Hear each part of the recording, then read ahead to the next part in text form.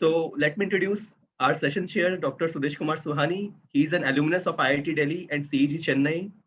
Dr. Suhani possesses quite diversified and rich experience of about 38 years. After his BTech, he started his first job in 1982 with MP state government.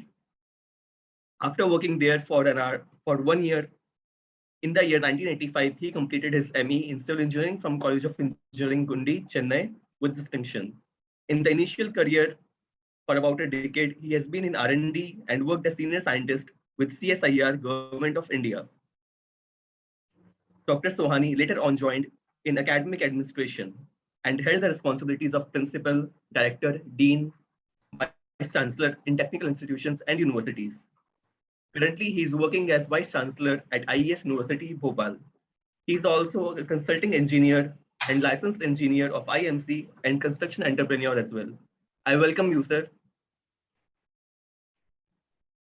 So our today's session is on recent developments in energy conservation and sustainability.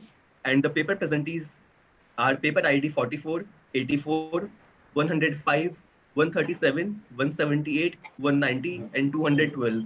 I hope all the participants are present at the time. Okay. Yes.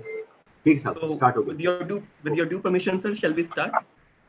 Yes, please go ahead. One point was there, no, because it's online the meetings we have been doing for last 2-3 years. So to make it little live, if all of the participants in the paper presenters, if they can have their video on, will be making it slightly live. Yeah, so, sure, sir. Sure. And I think the format on the screen can be like a few of us have seen. Of course, when there are going to be pushing the slides, there will be different frame. So if that is done, I think it is going to be great, and then a better interaction possibility will be there. I'm sure. So please go ahead. And how many papers are there during this session? Sir, 7 presentations are there. Okay. So let me say, very good morning to all of you, and especially Professor V.K. Sethi Saab. We used to be a colleague and still colleague, and we have been co-researchers as well. So I'm really very glad to see Professor Sethi right here, and उनको मैं अपना आदर भी आगे प्रेषित करता हूँ. धन्यवाद. Please go ahead. He's also from my. We are all from the same alma mater, IIT Delhi. That is quite senior, but is still a great researcher. Thank you very much, sir. Okay. So I would request all the participants to please make their videos on while presenting, as suggested by Dr. Sudesh Kumar Sohani, sir. So let me start our first presentation, that is paper ID 44. And I would request all participants to please stick to the time limit of 10 minutes, presentation, and then 2 to 3 minutes question and answers. So paper ID 44, you please start. Yeah, sure. So I'll share my screen. I hope my screen is visible. Yes, your screen is visible. Okay, so I'll begin. Okay, good morning, everyone. My name is Bilal, and I will be presenting the paper titled An Approach for Measuring Vulnerability to Risk in Climate Change, a case study from Maharashtra State, authored by me and co-authored by Professor Unmesh Patnaik. So let's begin. The content of this presentation is as follows. We'll go by introduction, literature review, problem formulation, methodology, result and discussion, conclusion, and references. So for the introduction part now, extreme event impacts any region on a different scale based on the vulnerability of that particular region. The quantification of the vulnerability tells us about how much a given region or a system is going to be impacted during an extreme event. For that reason, a vulnerability index is formulated, which acts as a way of comparison between different regions. It is also important for the identification of the future possibilities of impacts. The formation of the vulnerability index is taken into account for quantifying the exposure that a region or a system has so that the identification of the future possibilities of impacts that the region or system can take be quantified. The formation of the vulnerability index, 2 points need to be considered, which are now point number one, there exists differential vulnerability even in the same region. Take, for example, every major area in Mumbai is surrounded by informal settlements or slums. Technically, they would be in the same region, but the vulnerability of the people in those informal settlements and the vulnerability of the people in the housing society differs. The rich may have to suffer more impacts, but they can easily bounce back to the original position due to them being more resilient, which is not the same for the poor. Point number two, the element of the uncertainty in the risk parameter needs to be included with the quantification of the vulnerability for the formation of the vulnerability index. Next slide. Quantifying uncertainties requires entropy, which is a measure of uncertainty about a system. And Thiel index over here is used to capture it. Thiel index is a measurement of entropic distance the population is away from the egalitarian state, where the people have equal access to the resources and have the same income. So this particular study captures the socioeconomic vulnerability at the district level of Maharashtra state. The vulnerability index that is created is based on the Thiel index, which is a measure of redundancy, that is the lack of information transfer to make the situation more egalitarian. It functions as a notion of relative inequality in the region. The advantage of using Thiel index over other method is that the Thiel index does not compare its parameter between other regions, but rather it compares it within its own region. It means that the inequalities measures belong to that particular region itself. It is a major advantage because the population within a region differs and Thiel index does not distinguish between the population.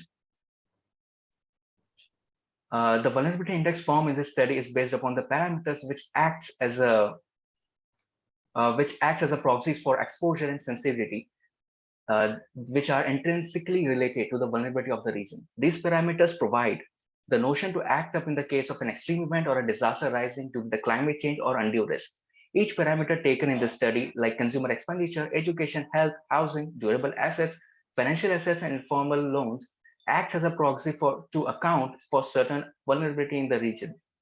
The accumulated proxies defines a significant part of the overall vulnerability of the region. Next slide. So these are the paper which I have considered for the literature review. So these are a total of 8 papers. So paper number 1, Alvang et al. Findings include that the impact of the risks are different and for a different system and people.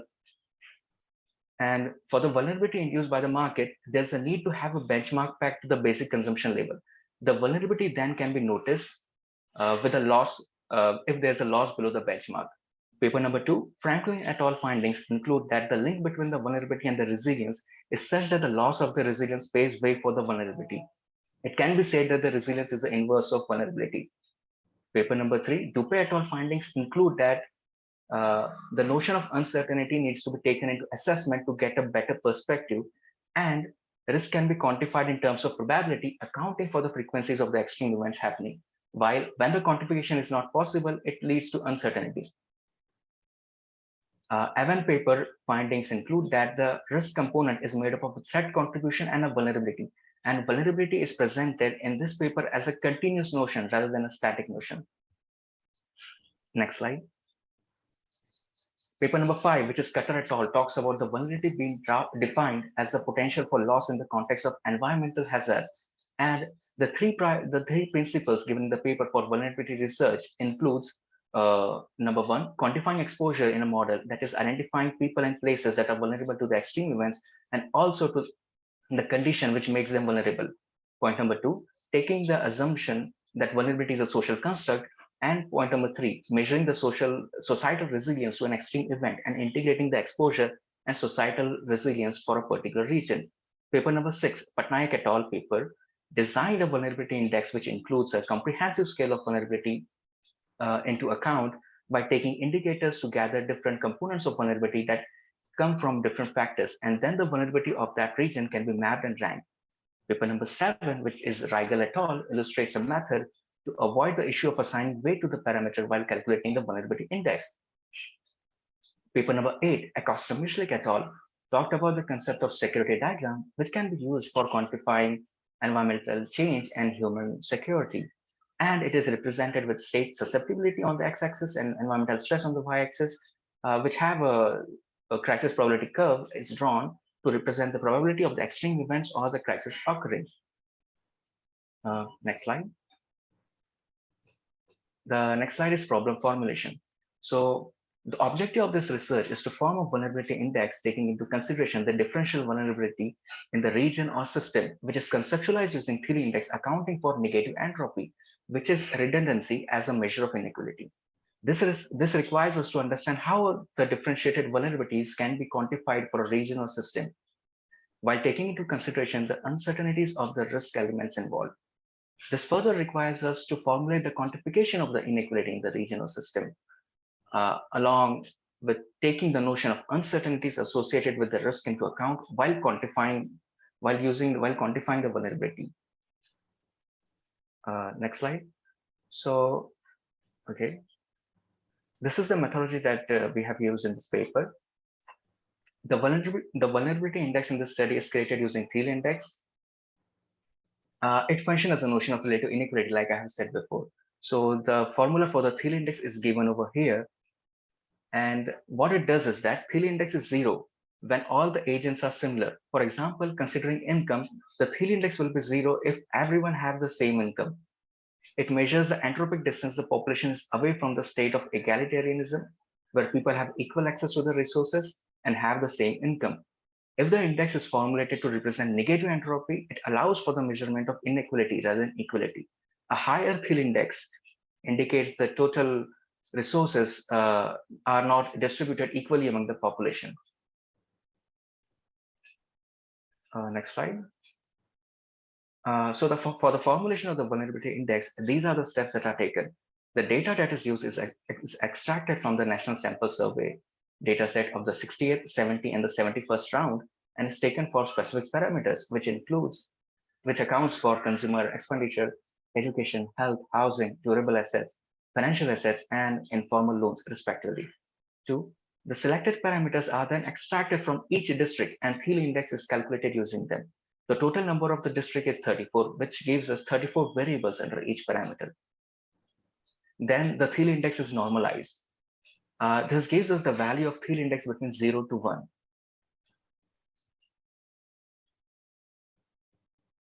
1. Again, this forms a table of 34 rows and 7 columns, where 34 rows designate the district and 7 columns designate the parameters. The vulnerability index is taken as the average of each row, which gives us the vulnerability index for each city. The index form is also between 0 to 1, since we have already normalized the index. The index shows the level of inequality or the lack of information transfer or the level of redundancy in the city, with 0 being the most equal society and 1 being the most unequal society. So this is like a brief of the parameters, their sources, and their definition is given in the following table. It shows that where the information is taken from and during which time it was collected by the National Sample Survey Organization. Next slide.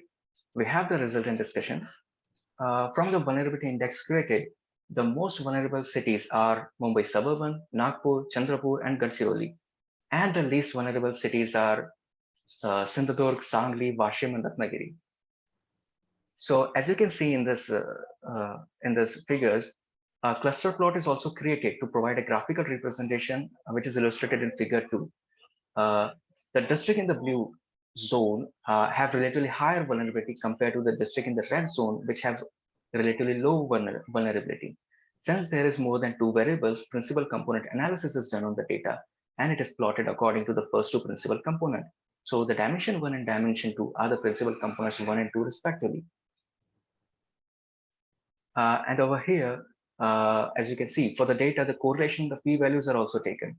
So the level of correlation and the significance of the p-value is illustrated in this table, table 2, which tells us that there is a significant correlation between housing and the consumer expenditure, financial assets and consumer expenditure, and financial assets and housing. And when correlation, the p-value of the correlations are taken, it shows that there's it shows that these parameters are intrinsically involved with each other, and the change in one parameter will affect another parameter. There's also a need to understand that for determining the vulnerability of a certain region, like take for example Gadchiroli. It is one of the most vulnerable district, but it is in the upper half in the terms of equality in consumer expenditure of the region. It is the inequality in the financial asset ownership that makes it so vulnerable. For Chandrapur, it is the inequality in the educational expenditure. Even Ratnagiri has a huge inequality in the educational expenditure, but it fares well in other parameters. For consumer expenditure, the district of Sindhudurg, Sangli, and Ratnagiri are in the top 5 in terms of aid equality, but it may so happen that this may be due to low employability in the region. The equality in this term may not be considered as being closer to an egalitarian society, but rather the lack of employment and the people being poor. Chandrapur is the most unequal district in terms of health expenditure. It may be the reason for it being so high on the vulnerability index. The reason for such inequality could be that only a select few among this population have access to a better healthcare, whereas the majority have very little or limited access. So the next slide is we have of the conclusion.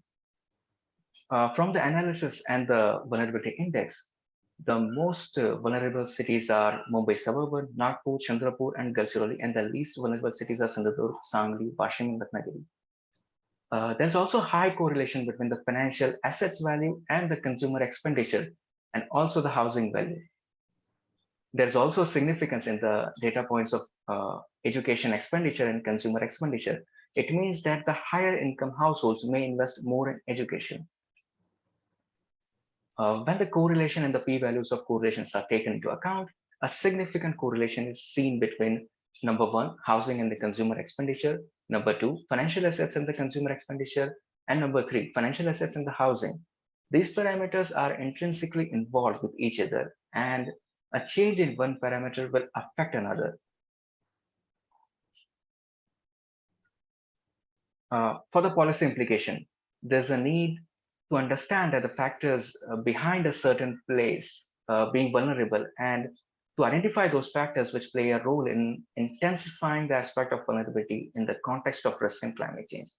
Climate change is responsible for causing undue extreme events and intensifying natural hazards. The inability to access certain resources or services in the region is due to the existing inequality in the households of the region. This inaccessibility plays a major role when a disaster strikes, as the access to the resources and services of a certain households are limited in comparison to other, and this makes those households more vulnerable to risk and the already intensified natural calamities due to climate change. So finally, the vulnerability is related to any particular region and differs from region to region and even within the same region. So there's a need to understand the reason behind the vulnerability of a certain region, as the inequality and the exposure of certain parameters differs with the region. For the population, the inability to access one of the parameters may lead it to become more vulnerable, and this could affect the entire vulnerability score of the region. And finally, we have the references. Thank you.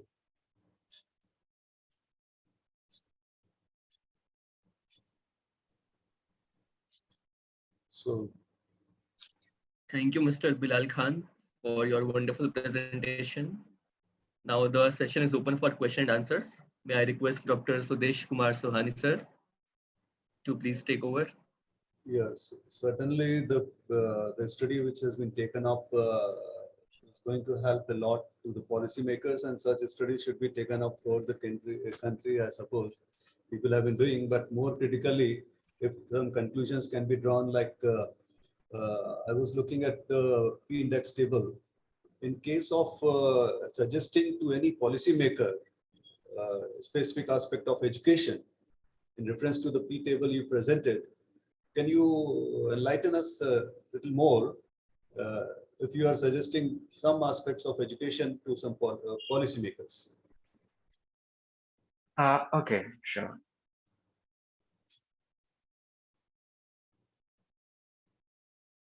So like over here in this P table, we can see that Education.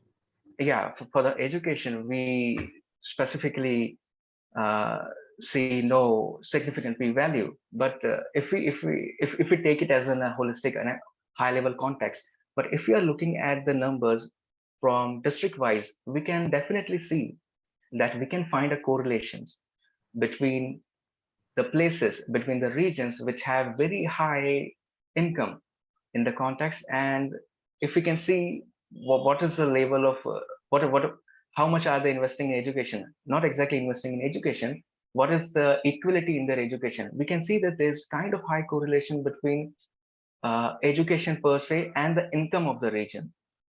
So like it's not illustrated in this particular table, but in the paper, if we in the paper, like I have given the numbers in the appendix below, and we can see for different districts and different region, whichever district have a higher income equality, you will also figure out there's also a higher equality in the education system.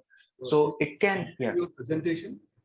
Yes. Because that slide is there just for a while, if you just bring it, if possible. So which slide? No, related to this broader perspective you are showing somewhere in a slide, as you say. Oh no, it's not in the slide.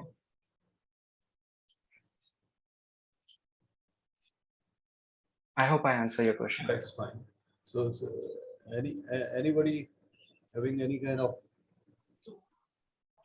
query or question? Any questions from participant side? I think Dr. Singhal, we can push for the next. Okay, so our next presentation is paper ID 84, but at the moment he's not available. So we will proceed with paper ID 105.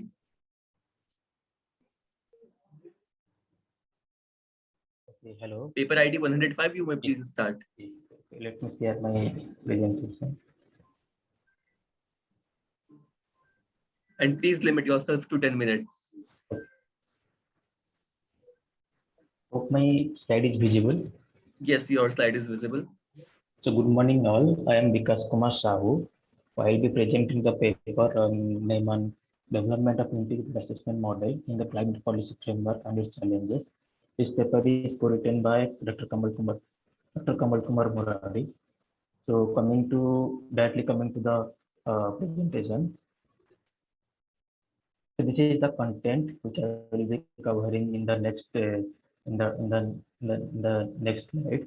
So we'll be start on the introduction. Then what is how the definition of claims evolved in the time period. Then what are the different types of IAMs available which are using in the context of climate change or climate change policy. Then how the IAMs are contributing in the context of climate change policy. And then what are the challenges that faces when using the using the IAMs, then conclusion and references. So coming to the introduction, in the recent past, we can see we have report like IPCC, which established the contribution of anthropogenic emission to the increase of atmospheric cumulative GHG emission is very clear and it is well understood. At the same time, it also established the impact of climate change. It's also experiencing by both developing and developed countries. So to take proper action or to take the proper policy action, it is important to understand the climate phenomena. So as you know, climate is a very complex phenomena. We need to understand different components of it, such as we can say biogeological component or socioeconomic component together. Then only we can frame that. Then only we can develop a better policy to tackle the climate change. So to understand this complex phenomena, it is required to integrate both the components or more than one component at the same time to get the result and interpret the information.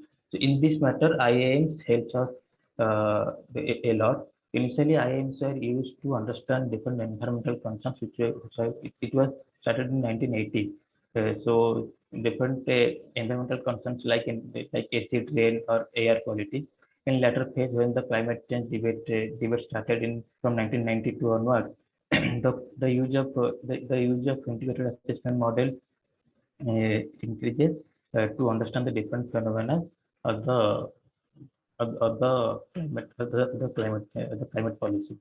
So over the period that the definition of IAMs have been changed. For example, in Parson et al. In 1997, they claim that integrated assessment is a tool that aims to incorporate data from various fields to provide policymakers with a structural knowledge, significant uncertainty, and a deeper comprehension of the existing of the extensive strategic interconnections and feedback, particularly between socioeconomic and biophysical processes. Similarly, another paper in 1997 defines that integrated assessment modeling is an interdisciplinary and participatory process that communicates from diverse scientific domains to improve our understanding in complex interaction between systems. Similarly, in the Wayans in 2020, it defined that IAM as a tool that helps in understanding the complex, understanding the exchange and interdependencies between real and human techniques, as well as across spatial and temporal scales for comprehensive coverage of futures such as advancing the science of fine-scale effective estimation, multi-stakeholders policy making, and the development of transformation and process. And this is how when the definition of IAM have changed over the period of time. So based on the definition, we can say there are basically three types of IAM. We can divide all IAMs into three types. First IAM is these direct process IAMs, which are mostly used to derive different emission scenarios and its physical impact, or you can say these IAMs are used in the climate mitigation part. Then another type of IAMs is benefit cost and cost IAM. It is used to measure the best environmental relief guideline trade-off between mitigation cost and climate change impact. It is popularly known as social cost of carbon. Broadly, there are three types of best benefit cost IAMs used to estimate the social cost of carbon. The first is dynamic integrated climate economy, which was developed in 1994, and it has been developing from that time. From that time. The next is policy analysis of greenhouse gas effect, which is it is called FATE. It was developed in 2006. The another is climate framework for uncertainties, negotiations, and distributions. In short, it is called FON. It was developed in 1990. It was developed in 2006. The recent version of IAM is called Impact Adaptation Vulnerability Integrated Assessment Model. It operates as a framework of coupled detailed system model to provide better understanding and information for better policy design between two or more coupled systems. So over the period of time, the contribution of IAMs have been in the case of climate change have been increased. This is a paper. This is a paper by actually it is a part of the IPCC report, which is authored by Clark et al. They summarize thousands of scenarios to produce many and which is produced by different direct process IAMs. Or some of the major findings are that all major GHG emissions reductions from their baseline that brings atmospheric concentration to about 50 parts per million or below by 2100. To bring this atmospheric concentration to about 550 ppm or below will be require significant modification in the energy system both globally and nationally. A significant amount of study consider biomass energy with carbon dioxide capture and storage, an increase of forest area and its quality through afforestation and reforestation as CDR, which is carbon dioxide removal technique in low GHG concentration scenarios in long term. But if you see in short term, the literature says that this may not work. And so another literature by Vinay et al. In 2015, they used a model called Assessment of Climate Change Mitigation Pathway and Evaluation of Robustness of Mitigation Cost Estimation. They used it to examine the implication of certain policy over the cost effectiveness and feasibility of long-run climate goals with respect to technology, the large-scale bioenergy implementation, carbon capture storage would be some important policy options to limit the temperature by 2050.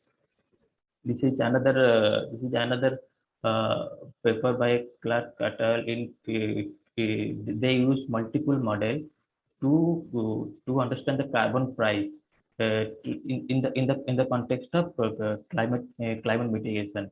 So so they found that the carbon price in 2020 is around $50 per ton CO2 or less for both 650 parts per million by volume CO2 equivalent and for 550 parts per million by volume CO2 equivalent. The price of so when the price of carbon increase for more aggressively when the climate for the climate mitigation policy. It went and said that the model's variation is due to model structure, assumptions, and the options considered for decarbonizing the emission and mitigation requirement for particular and industry sector. So in case of benefit cost IAMs, they are mostly used to estimate the optimal carbon price of a incremental ton of carbon emission. So basically there are three models which I discussed previously. So they produce three values such as $10 per ton CO2, $18 per ton CO2, and $71 per ton CO2. So you can see there is a very variation in the SSC value. So these are some factors such as climate change impact, damage function, then different simulation techniques and discounted measures in the difference of the SCC value. The assumption of there is also another point that the assumption of adapting climate change impact also plays an important role in estimating lower SCC value. This was used in font model. That's why you can see the SCC value of font model is very low if you compare to other model. So there are some challenges when using it. Uh, the first challenges is that when the type of global warming impact you choose and the type of mitigation options you need to consider and how you can measure them in the model. So this is one of the biggest challenge in the IAMs, and that's why you can see there are different results is coming out for a same particular climate change impact. Another is that the consideration of equity and fairness. We know that all the negotiations are based on the equity and fairness, which the developing countries has been debating in the different platforms. So there are very limited. You can say there are no studies there are no studies on the IA to incorporate this the equity and fairness concept.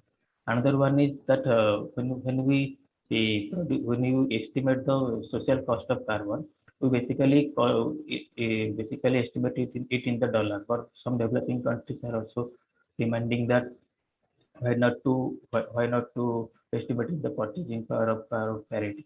So that is also another one challenges when you develop the when you estimate the social cost of carbon in through the IAMs.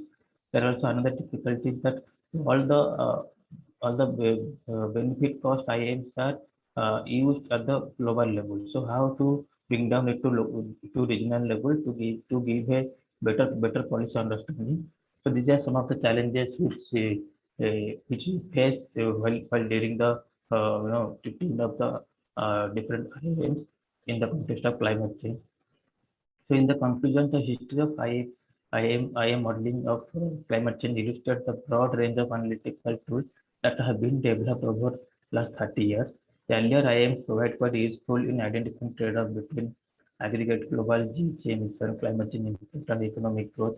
But you can see now the impact of the climate change is becoming very severe, and the types of mitigation action to choose in the case of IAMs. These are the things which are you know uh, uh, which are increasing the uncertainties in the IAMs. So over last 2 decades, the analytics have and policymakers have certain and geological specific information so as to reduce the several impact of climate change. This led the IAM community to either include the essential details in global scale model directly or more recently to build modeling frameworks that bring the integrated assessment perspective down to the level at which decision makers can actually use their model results more directly in the policy deliberation. Thank you. Thank you.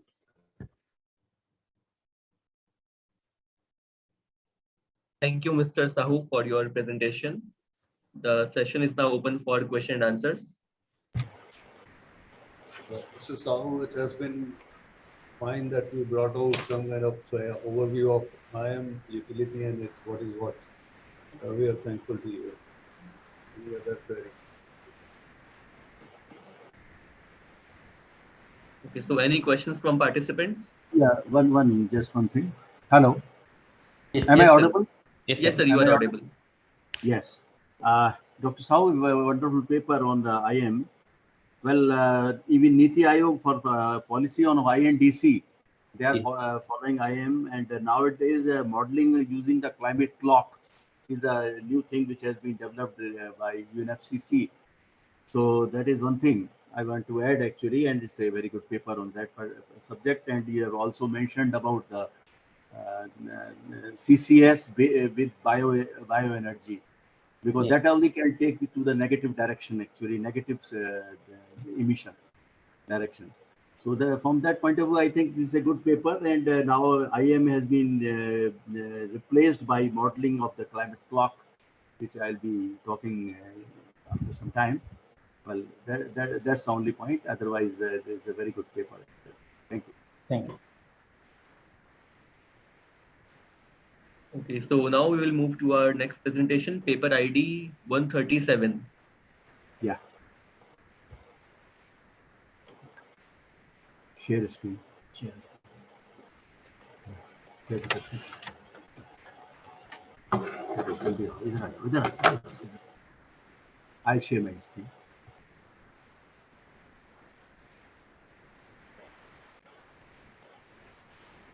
ये इसमें करो,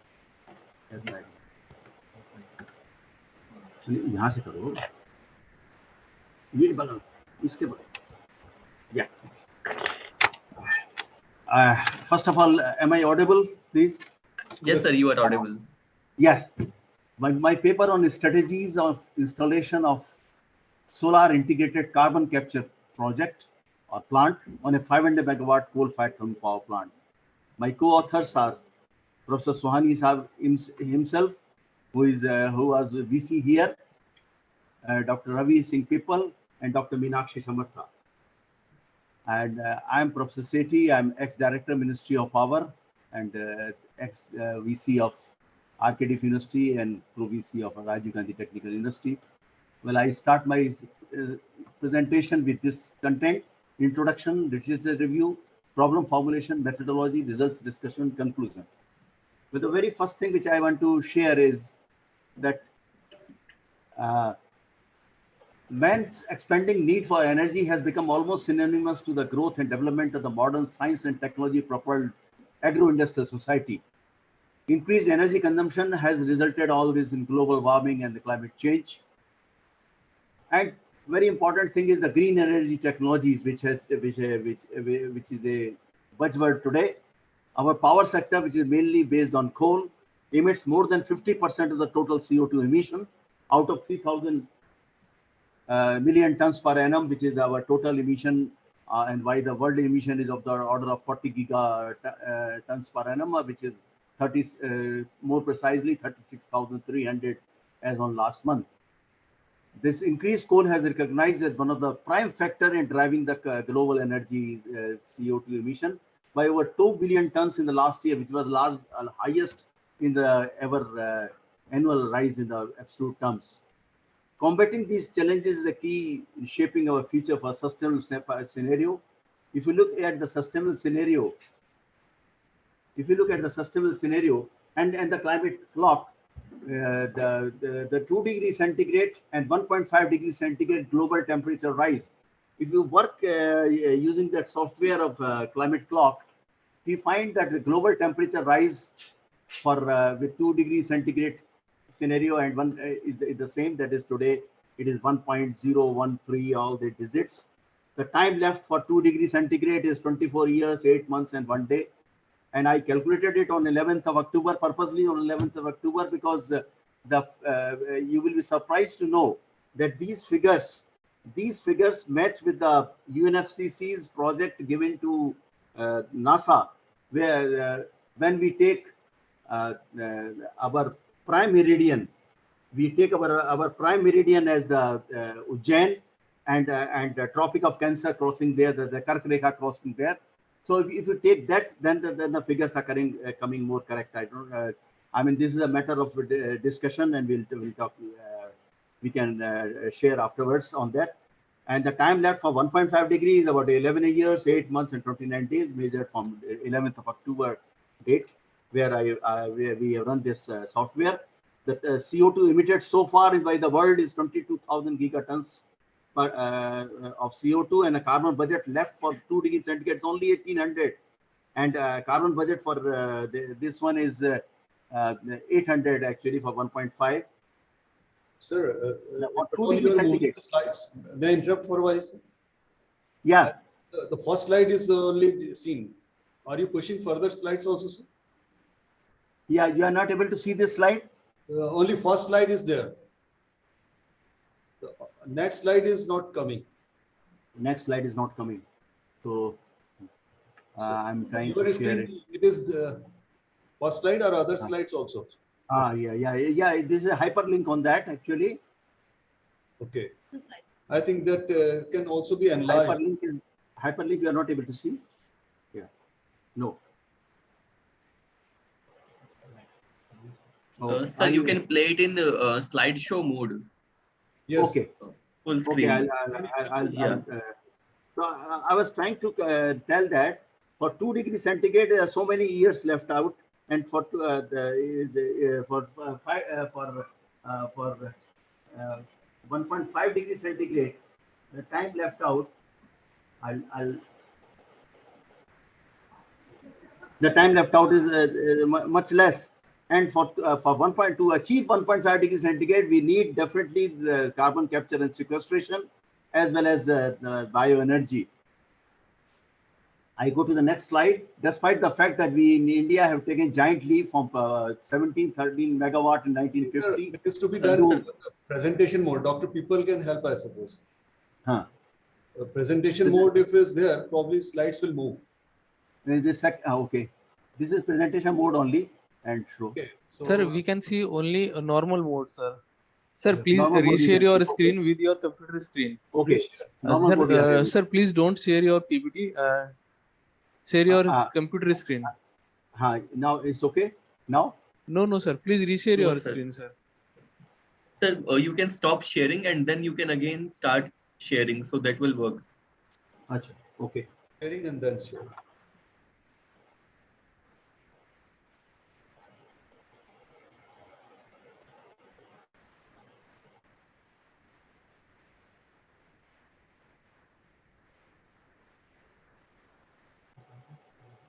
Yes, sir. Now open your PPT. Yeah. Okay. No, sir. Please open your PPT. Don't hide. Hide me. Okay. We can see your browser, sir. Google Chrome. Okay. Right now.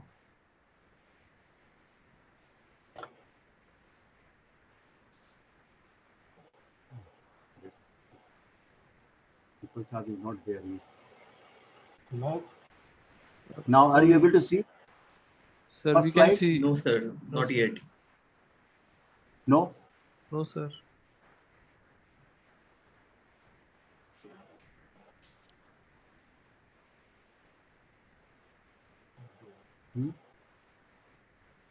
If we share it afresh, it might help, I suppose. Okay.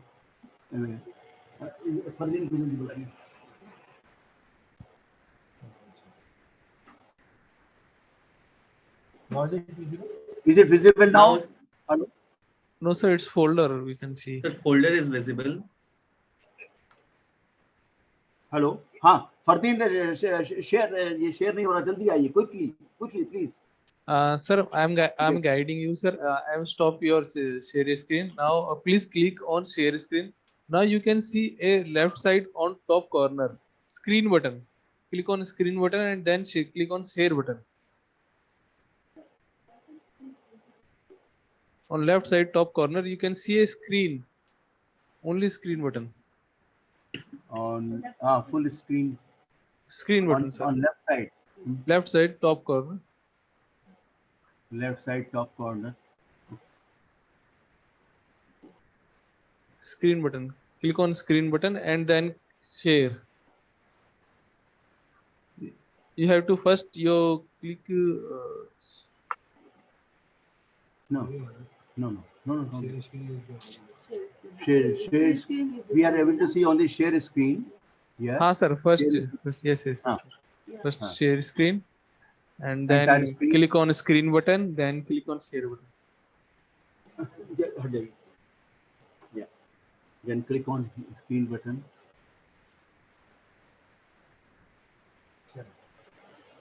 नहीं हुआ कुछ share नहीं हुआ ये नीचे Double enter to enter full screen now. नहीं हुआ Is it okay, sir? No, sir. Hello? No, sir, not No, yet. sir. Not yet. Hmm.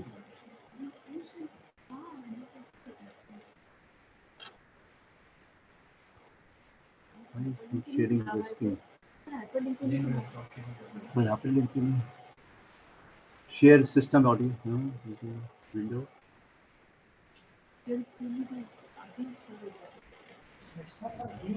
I'm sorry. I'm very sorry about it actually. Well, now? No. No? No, sir. No, sir? No, not yet. I'm sharing huh? Shall we rejoin? No. No, just a minute. Stop sharing. What is that?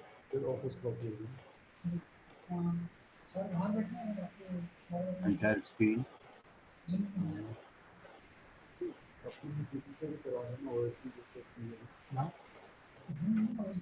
Not now. Not now. Not now. Not yet. It's not sharing. Right, share. No, Has sir, it shared? it's not. No, No. sir. No, sir.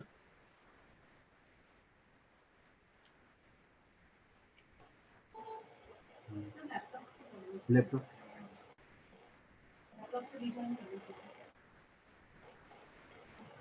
Can I?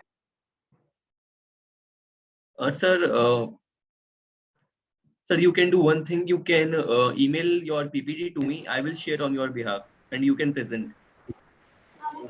Okay. कर हाँ email खोल दी mail खुला हुआ है email हाँ इनकम्पोज हाँ I am putting my email ID on WhatsApp. You can just check. Yes.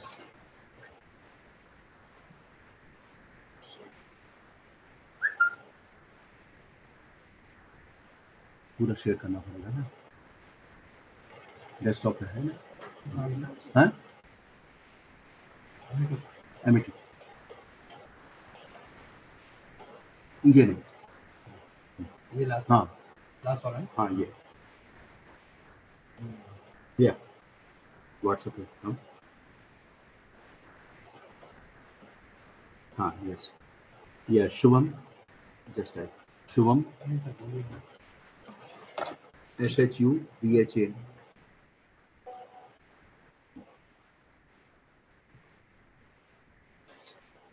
single dot single SINGHAL 092 at gmail.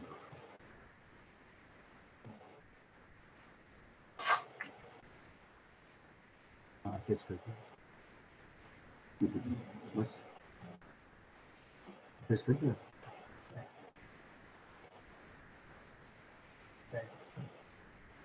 Have you received? Yeah.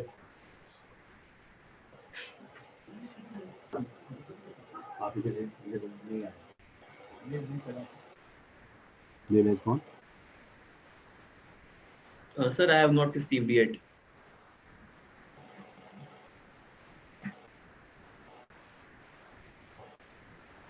Yes, sir, I have received. Okay.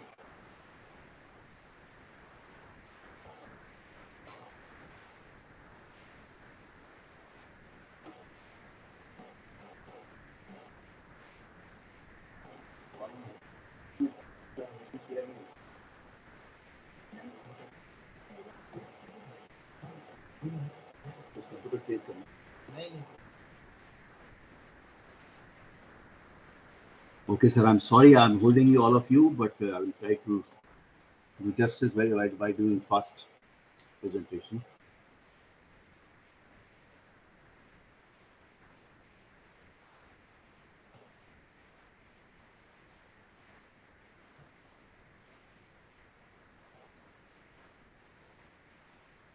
Yeah, Is the screen visible?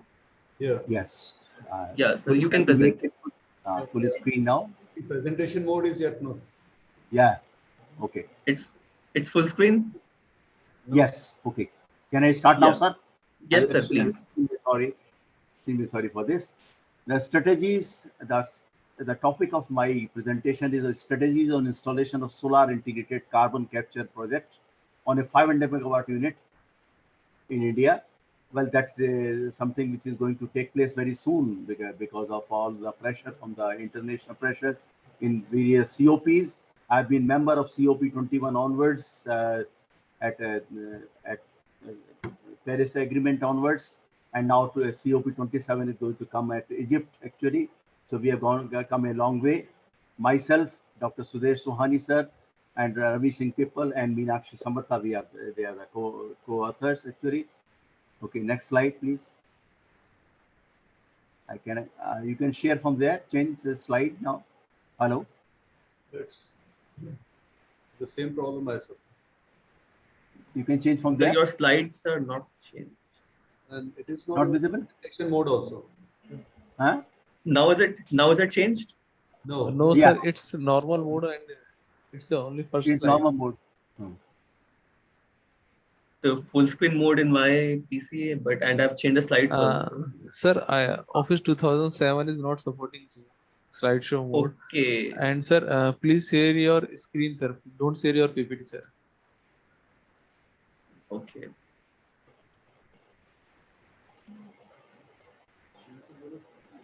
So we have to do anything, sir, now from this side, or you will do? Hello. Sir, I will do. Wait, I will do. Okay, fine, great. Oh yes. Okay. It has moved, but full screen is yet to come. Okay. Make it full screen. Make it full screen, please, sir. F5 or maybe this.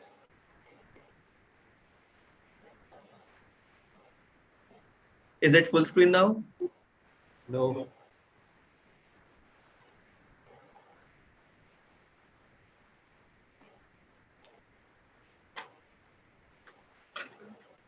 Well, I can talk from here.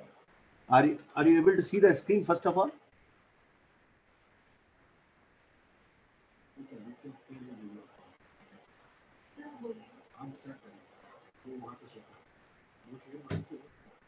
Third slide was there, but not full. So, but I can I can cover with that. Okay. Are you able to see the slide? This third slide only. Is it first slide or third slide? Third slide. Third slide. Okay. This is the third slide actually. This is the introduction of the entire presentation. Yeah. Well, is it full screen mode? Is it in full screen mode? No, sir. No. Okay, so sir, you can give your presentation in this mode only. It's fine because we are running out of time. So let it be. Yeah. Okay. Overall briefing can be good. Okay, very briefly I will cover actually. Well, we all know this is a climate change is because of global warming. Erratic climate changes have taken place actually, and this serious problem has come because of mainly because of energy, and green energy technologies have come a very big way. It's a buzzword today, And the power sector, the coal, which emits more than 50% of the CO2 emission, out of 3,000 million tons per annum of CO2 emission, which is there for the whole country today. And world emission is of the order of 40 gigatons, that is 36,300 billion tons per annum, which you can see on the screen here.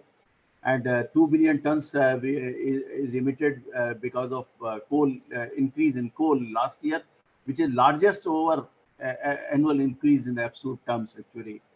When combating all these changes, the sustainable power scenario, I tried to work this slide they will not be able to see that slide actually. It is on the hyperlink. It is based on a calculation which is based on it is based on the climate clock. It is based on climate clock, sir. It is based on climate clock, and climate clock works like this: that for 2 degrees centigrade is not visible here, but for 2 degrees centigrade, the global temperature rise today is 1.0138 and all that.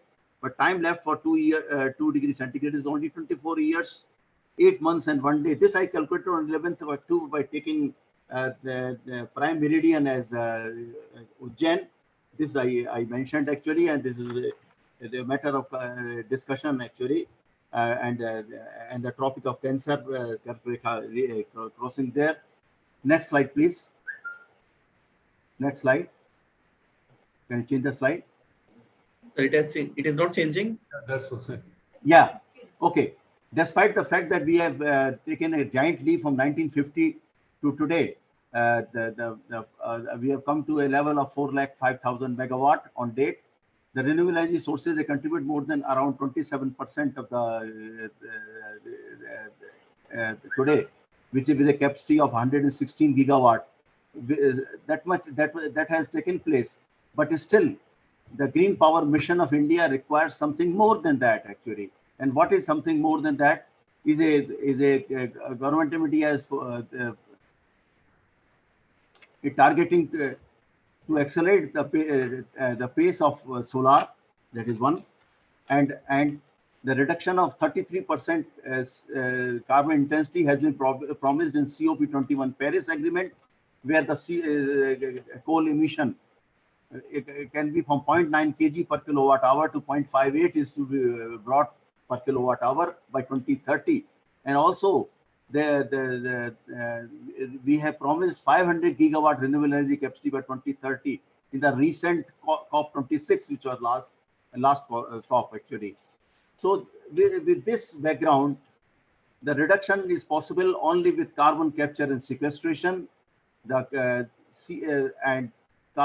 Setting up a carbon capture plant on mega power plants is being considered as the frontier green or clean technology today, and this is considered as one of the most advanced technology also at the same time. Next slide, please. Next slide. Not moving, I suppose. Literature review. Next slide. Yes. Literature review. There are a number of issues actually in the literature review. We have worked out how a plant can be made on a bigger scale, on a large mega plant like 500 megawatt plant in Singrauli or any other selected place. So it is important India does not fall behind in the area of CCS technology. So there are a number of issues. One is potential area of R&D estimation of geosequestration.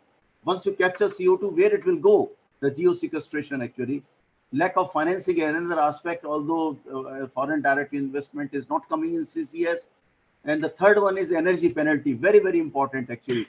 But in a carbon capture plant, once you capture the CO2 in a monoethanol amine solvent, once you capture there, the important thing is that the energy penalty is the biggest barrier. Ministry of Power is Power financed a project to RKDF University by CPRI, funding by CPRI, to integrate solar so that this carbon, the energy penalty can be reduced.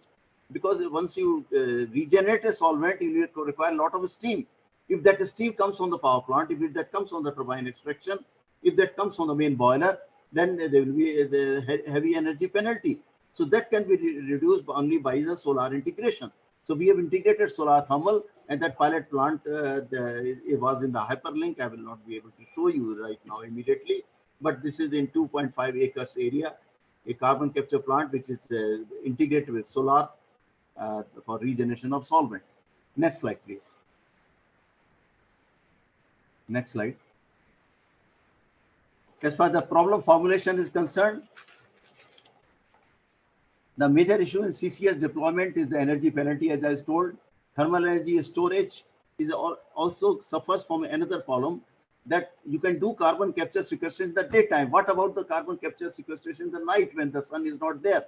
So you need thermal storage, and the thermal storage we have done a lot of research, and there was a project earlier by DST and also by MNRE at RKDF University and at RGPV, my previous department, where we could develop a salt jointly with RPI USA, where the salt can retain heat for a longer time. So the pilot studies have been carried out, and we have found out that we can bring down the energy penalty from 2.2 megajoules per kg of CO2 to to a level of 2.2 from 4 megajoules per kg of CO2, or 2.2 gigajoules per ton of CO2 to from a level of 4 gigajoules per ton of CO2.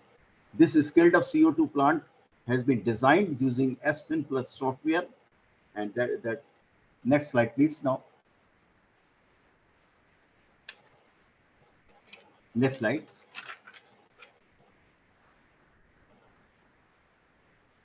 Yes, next slide, please. Is it changing? Yeah, please change. Oh. Not change.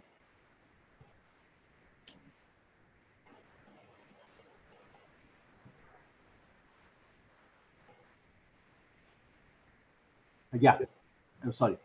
Yeah, this gives a methodology that method. Next slide, please. Yeah, the strategy for scaling up. How to scale up actually is that the strategy of scaling up a pilot plant on a 500 megawatt unit is briefly given in this right-hand side figure actually, where the issues are there. For any feasibility study, the issue is the optimization of the scale of carbon capture, whether 30% carbon capture or you want to go to 100% carbon capture. Algae production, but once you capture CO2, it is to be converted into useful multi-purpose fuels. And the very first fuel is the algae, by which the biodiesel can be produced. The algae plant is what stage it should be done, right from beginning or at a later level, and then algae that can grow in ash pond in the decantation well, with heavy metals are there. Then production of multi-purpose fuels like hydrogen and methane, and also methanol. Analysis of utilization of CCS for hydrogen production and hydrogen to fuel cell, whether this is suitable for fuel cell or not. The CO recycling, the CO2 can be converted into CO by gasification, and that CO can be used in short flame burners in the boiler itself. So recycling of that. Energy penalty reduction by integration of solar, and sequestration of coals to coal seams in the depleted coal mines if there is no oil field nearby. So this is what is the strategy actually, overall strategy on a 500 megawatt unit actually. There were several hyperlinks in this actually, where the entire software of was shown, but I won't be able to show you. Next slide, please. Next slide. In the results, there are two categories of results. One is our plant at RKDF University, which is 45 kg per hour of CO2, integrated with 10 Schaeffler units. It shows the CO2 capture capacity of the order of 87% to 90%, and CO2 release from the reactor is of the order of 18% to 23% of CO2 after solvent regeneration. And energy penalty has come down from a level of 4.2 gigajoules to 2.18 gigajoules per ton of CO2, or 2.18 kg per kg of CO2. And the hydrogen formation was 1.43% to 1.79% by weight. or 17%, 22% by volume. And the study conducted from this particular plant. This is a pilot plant, but sponsored by Ministry of Power CPRI funding. This project has recently completed in the month of March 2022, and final report was final closure was received on the 30th of June of 2022 this year. The study conducted on CO2 capture and from the flue gases and release of has revalidated the amine process. Yes, amine process should be used in India, and a conversion to multi-purpose fuels like algae, hydrogen, that has been proved. Next. Yeah, next slide. Now this on the scaled up plant, what has been done using the Aspen Plus modeling tool, the layout of a scaled up plant has been done, and of CCS of 100 tons per hour capacity at Anpara Thermal Power Station. That is a plant we have selected in the Singrauli region, which is near to a depleted coal mine. And the land area required was of the order of 70 meter by 125 meter. Additional water requirement is 4.5 ton, 4 to 5 tons per hour for makeup and the gasification to conversion to CO and then the conversion to hydrogen. Additional power requirement is of the order of 4 megawatt, and auxiliary power consumption is increases by about 0.8%. And on the right hand side, we can show you you can see the scaled up CCS plant layout and its design, having area for the solar as well as the area for the entire plant, and this is design of the entire plant actually. Now finally coming to the conclusion. Next. Over the next few years, renewable energy and other low carbon technology will play an increasingly important role in the power generation mix, but coal remains our main source of energy. And low carbon technology vision for India and a strategy, difficulty and possibilities of renewable power for energy stability, ecological sustainability have been presented in this particular study, which carbon capture and sequestration development on a 500 megawatt unit, and the solar thermal plant with thermal energy storage for steam generation in the off sunshine hours. When sun is not there, off sunshine hours are there. What is to be done actually on how to integrate solar? So for that, this design has been done for the not only solar thermal plants but also solar thermal storage units. MEA solvent is difficult to regenerate after CO2 absorption. Once it absorbs, it is difficult. It requires steam to be taken from the boiler, having more than 120 degrees centigrade temperature.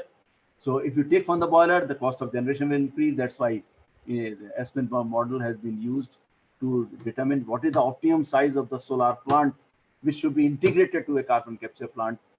And that came out to be of the order of 2.18 gigatons per ton of CO2, which is quite low actually. The worldwide is around 4 to 5 gigatons per ton of CO2, whether Australia Melbourne unit or maybe in the other unit in the Alabama region where I visited and I've worked for some time there. We find this is quite a reasonable figure, and I think India should go ahead with the carbon capture and sequestration on a 500 megawatt unit.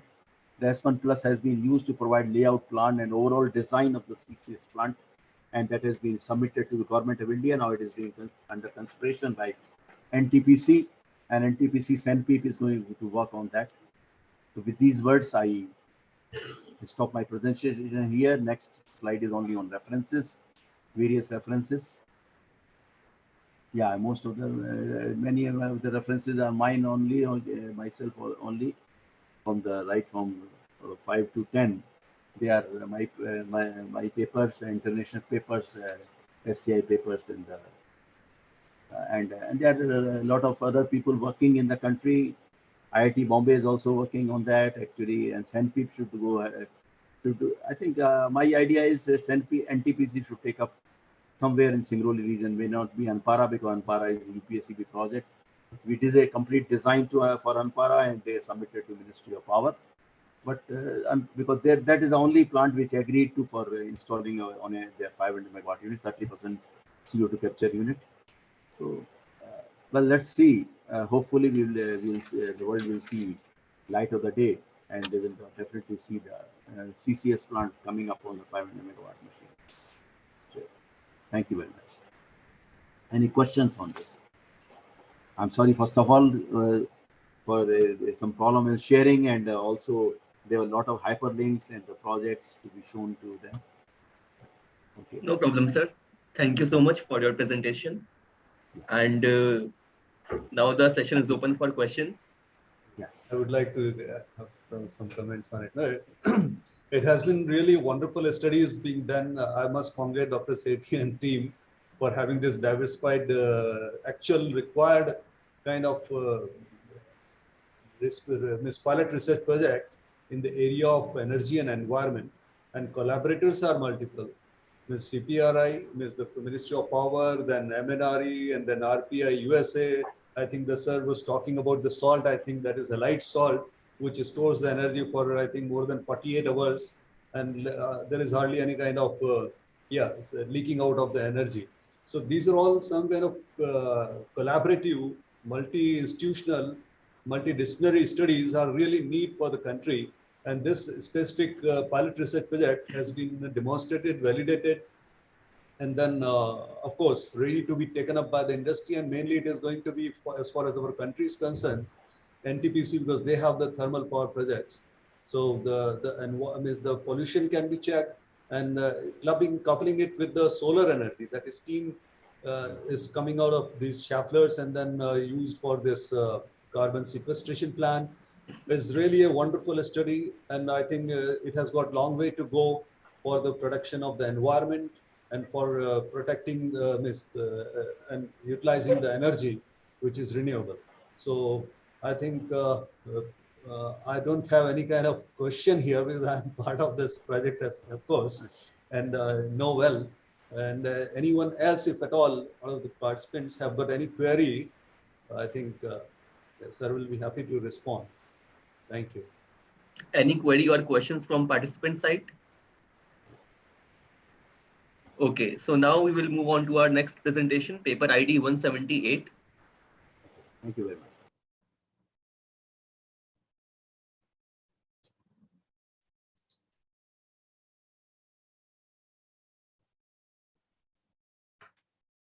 Paper ID 178, you may now present. Okay, sir. If you know the name, because at times people tend to forget their numbers. Yeah, Miss Akansha Singh. Yes, sir. I'm sharing the screen. Yeah.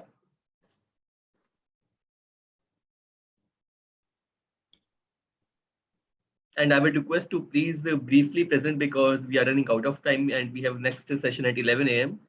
So Sure. to keep within the time limits.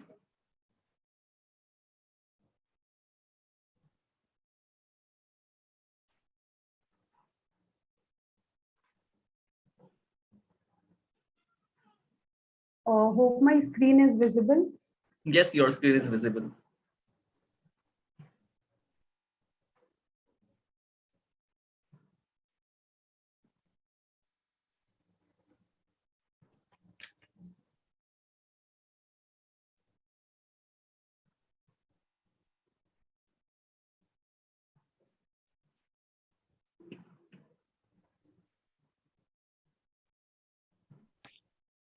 You can start your presentation. Okay. The title of my paper is Assessing the Relationship Among Energy Economy and Environment with a special reference to India. Name of the authors are Akansha Singh and Professor Nand Kumar. Can you play it in slideshow mode? Full screen?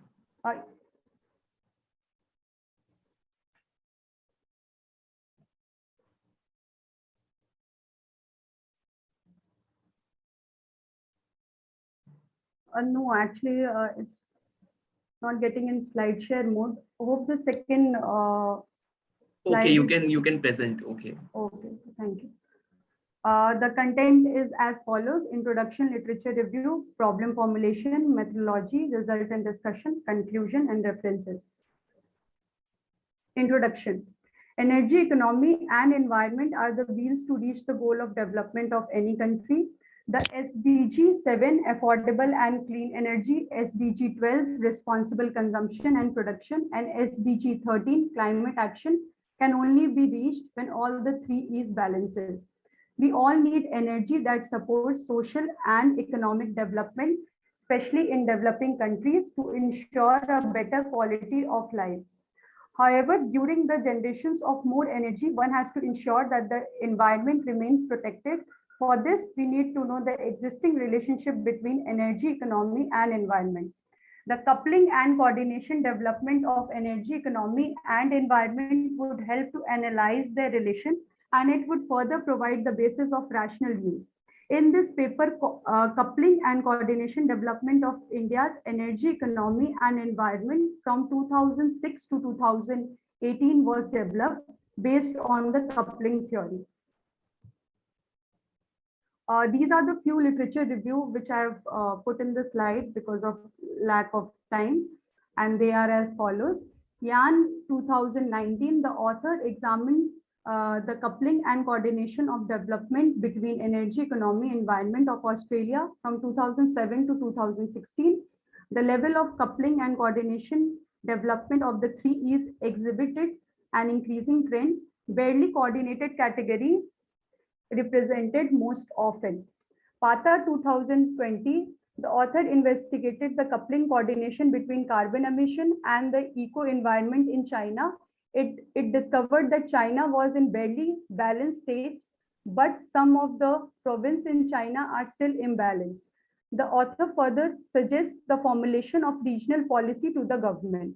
Olivera 2016, the author has used input-output model for reviewing the trade-off between energy, economy, environment, and social for solving the problem. The author's motive was to draw a conclusion that can help the policymaker to understand and solve the problems of the three E's trade-off. Van 2019, the author examined the relationship between economic growth, food, biomass, and greenhouse gas emission. The result shows that there exists an inverse U-shaped relationship between them. The author also revealed conceptual tools that can be applied for decision making. Next, methodology.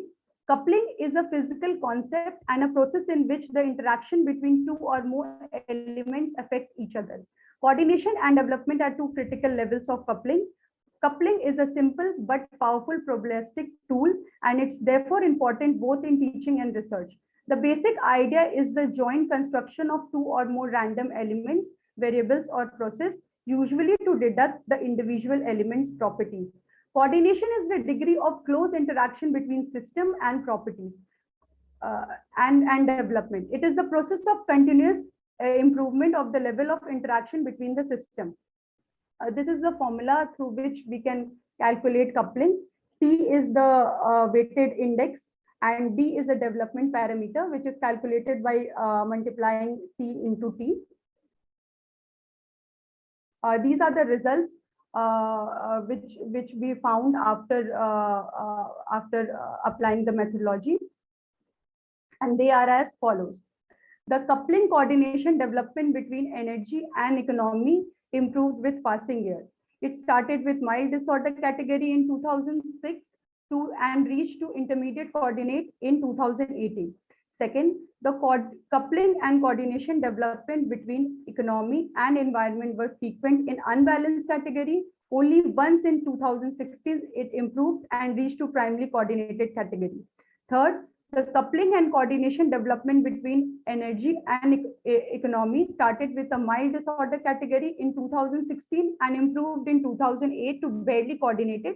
It was stable until 2016 when it further improved to primarily coordinated development category.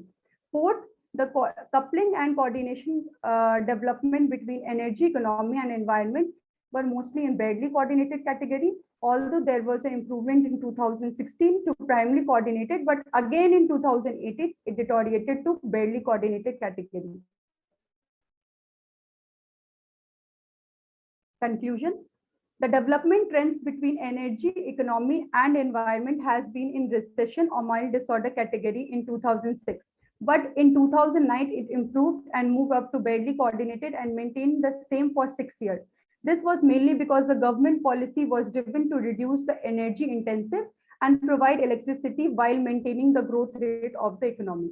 Hence, a further improvement was seen in the coordination with 0.6049 to primarily coordinated in 2015 and was stable till 2017. Again, in 2018, it dipped back to barely coordinated with 0.579 score. This was due to the pressure on the environment due to the ambitious target of the government to provide electricity to all, which was mostly met by coal, leading to increase in the greenhouse gas emission. The coupling coordination between economy and environment has mostly been unstable. It has shown a declining trend since 2010 till 2014, mainly due to the increase in demand of energy that was majorly met by non-conventional energy sources. In 2015, we see an improvement in the coordination, but it was a short-lived and again declined in 2016. It was due to increase in the pace of development work. The coupling coordination between energy and environment has been most often in barely coordinated category. It started with mild disorder in 2006 and in 2018, it was still in the frequent imbalance category. Only once since 2016, it was primarily coordinated category due to the growing environment concern internationally. The Environment Performance Index was at its worst in 2018 with a score of 0.306. The energy, economy, and environment are interlinked with each other to an extent that change in one E affects the other E's. In India, the coupling, coordination, and development between energy, economy, and environment has been very unstable. Further research and efficient policies are required for a better coordination between the three E's. And these are my references. Thank you. Thank you, Ms. Akansha, for your presentation. The session is now open for questions and answers.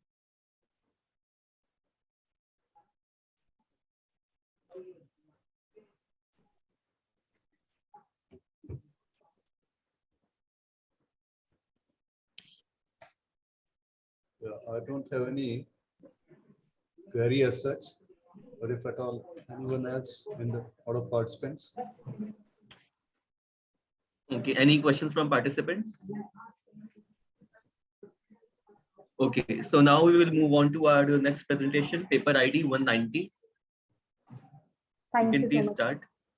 Yeah.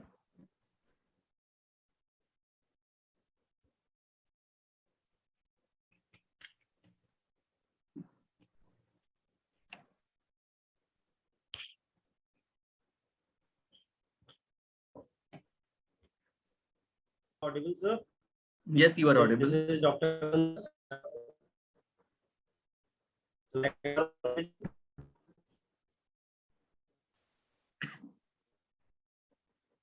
screen is also visible. Please acknowledge. Your screen is visible, but your presentation Hello. is not visible. My screen is visible, but my presentation is not visible. Currently, I'm. Yes, now your presentation is visible. Now it is visible. Thank you. Thank you very much. And I'm sir, please Dr. limit Gandhar, yourself Abhishek to Gandhar. 7 to 8 minutes because we are running out of time and we have to move on to next Try session. to So it is finish, requested Dr. to please. We'll try to finish before. Okay, Dr. Saab, we'll try to finish even before. Thank you. Okay. Okay, sir. Yes, sir. Okay, I'm Dr. Abhishek Gandhar. I am working as a professor in Department of Electrical and Electronics Engineering in Bharati Vidyapit College of Engineering, and this designed on the basis of the based on the project work under my guidance, and the work has by Mr. Vans Pawar, Hina, Saurav, and Piyush Pant. These are the final year students, pass out students. The title of the project or the paper is a simulation study of the vertical axis turbine.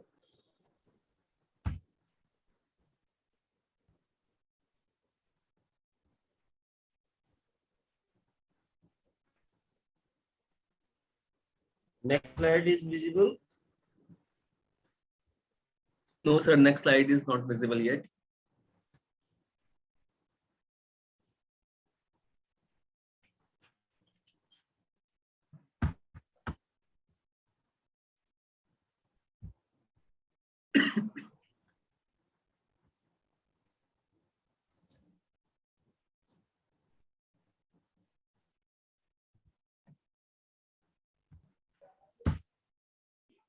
Now it is fine. So Yes, the now it content is of the visible. presentation is, content of the presentation, introduction, motivation of the problem formulation. It also includes the problem formulation. There are results.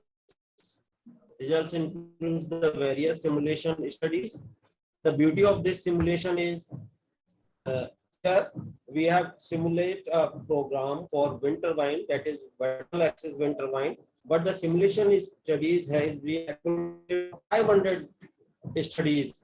Even 500 studies has been accumulated into single one. So that is the beauty of this simulation. And in the introduction part, as you know about the modern requirement of renewable energy, that is the utmost required. Even Mr. Modi have been speaking a lot about green energy, and in one of the last presentation, it has been discussed a lot that Green India is making of Green India. So, and the target of the green energy has been scaling a new height. So that is the intro, and in that section, in the renewable energy are wind energy and solar energy. Here, the work is based on the wind energy mills. Wind energy mills, there are two types of wind energy mills. One of the most popular is horizontal axis wind turbines, and the other one is vertical axis wind turbine. Here you can see the spinning rotor, and they are spinning wheels of the blades. First one is the picture of a HAWT, that is horizontal axis wind turbine. Here the spinning is on horizontal axis, that's why it is called horizontal axis. On the right hand side pictures, there are vertical axis wind turbines. These are two types, Savonius and Darius. Savonius is a drag type and Darius is a lift type. Here you can see the shape of the Darius type. My work or my students' work are based on this Darius type wind turbine. Here we have studied this Darius type wind turbine. You can resemble this in your kitchen. Here the blades are connected with if my cursor is visible, then you can see the rotor are connected at the base and at the top of the rotor axis. Here you can see there are lots of advantages and disadvantages. I am not coming to that theory part. Directly I am coming to the motivation of the problem. The motivation or the problem formation, motivation of the problem formation is derived from the factor wind turbines are popular. What these are popular in coastal areas, and these are popular in the areas which are less residential areas, or it requires lot of space for designing. Windmills requires lot of space for a design. So here turbine which can be designed in residential areas, or like we are sitting in Delhi or NCR, in these areas where high-rise buildings are available, although there is fluctuation of wind, but because of fluctuation, we have chosen Darius because of the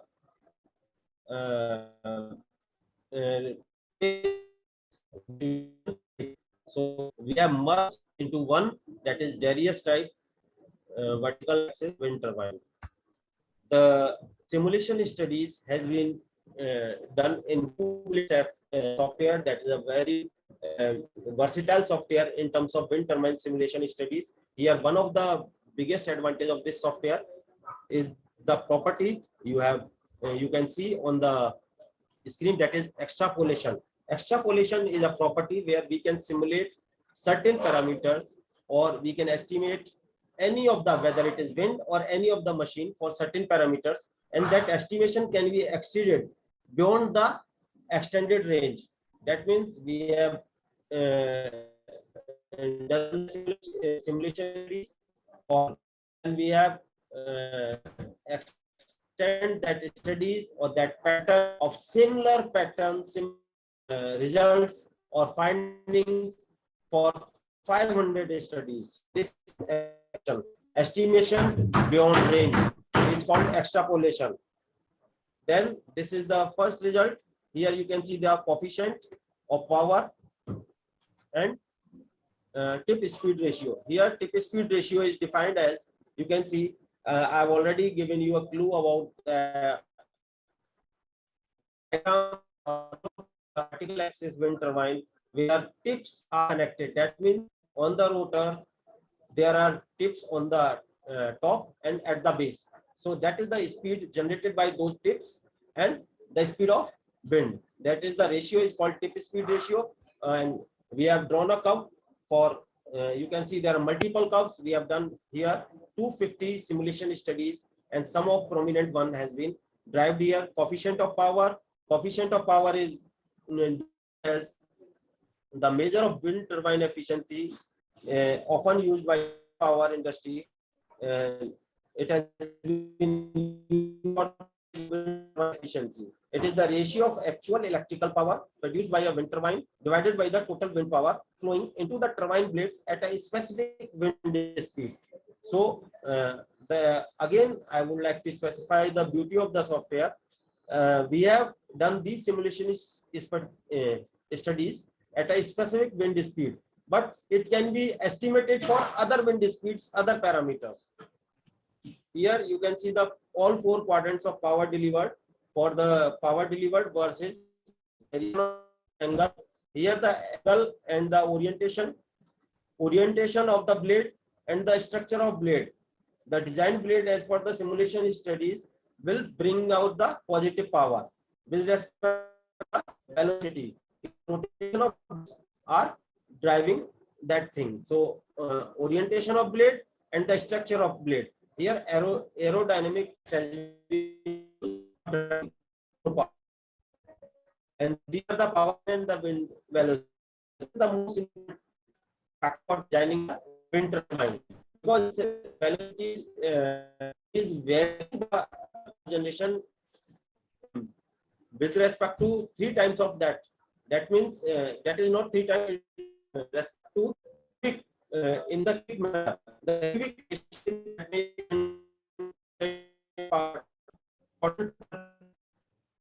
so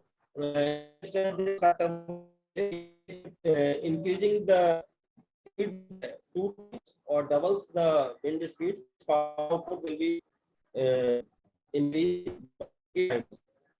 It is very important and it drives, in fact, it drives the designing of the wind turbine.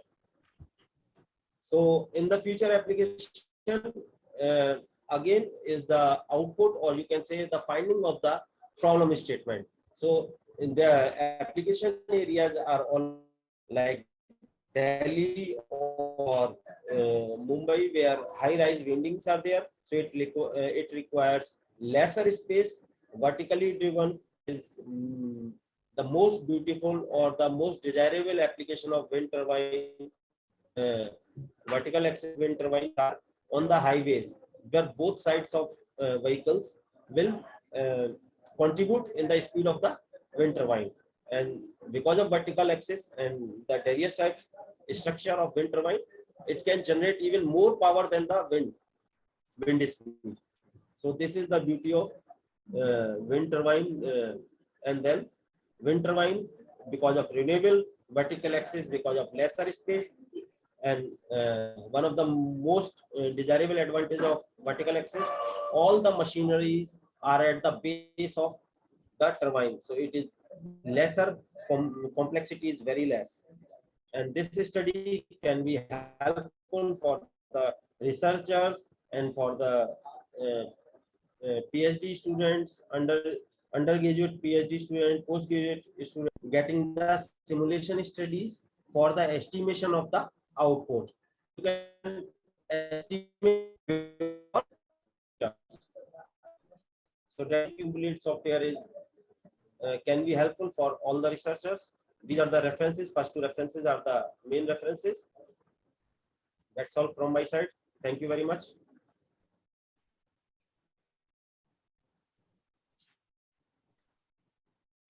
Thank you, Dr. Abhishek Gandhar, for your wonderful presentation.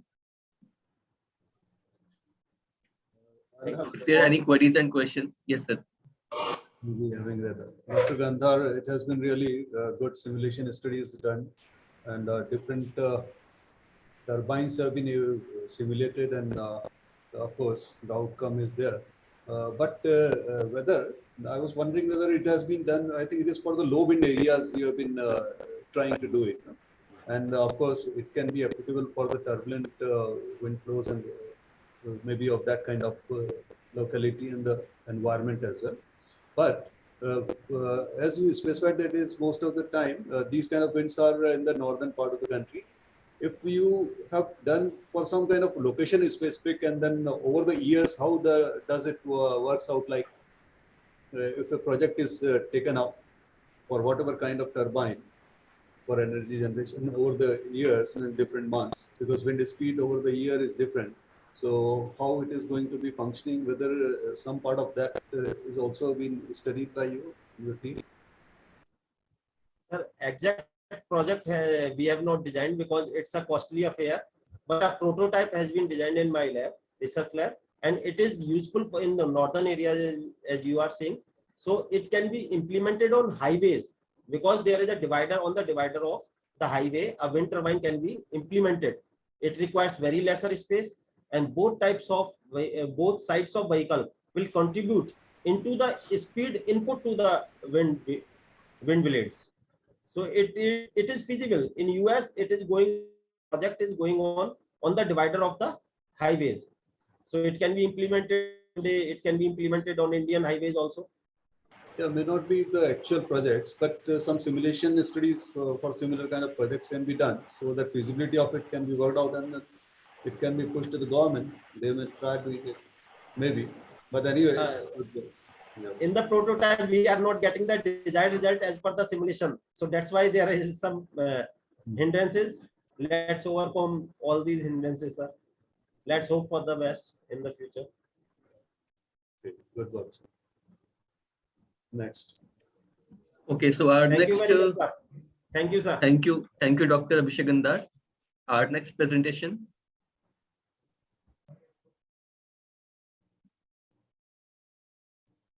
Paper ID 212.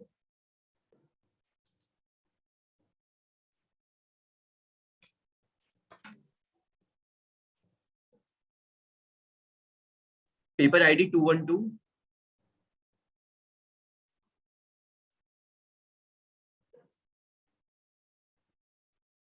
How many papers left for this session, Dr. Singhal? Sir, this one is second last. All right. I guess paper ID 212 is not there. Paper ID 84. Dr. Shivlal.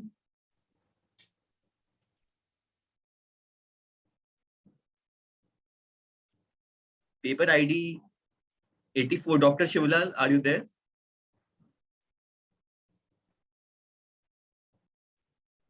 Yeah, he's there.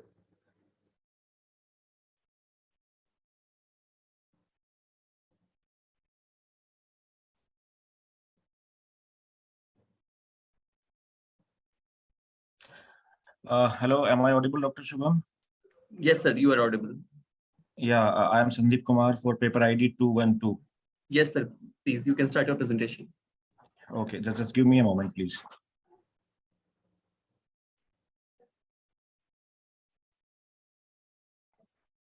I thought I would be last, so as per the sequence. So just a moment.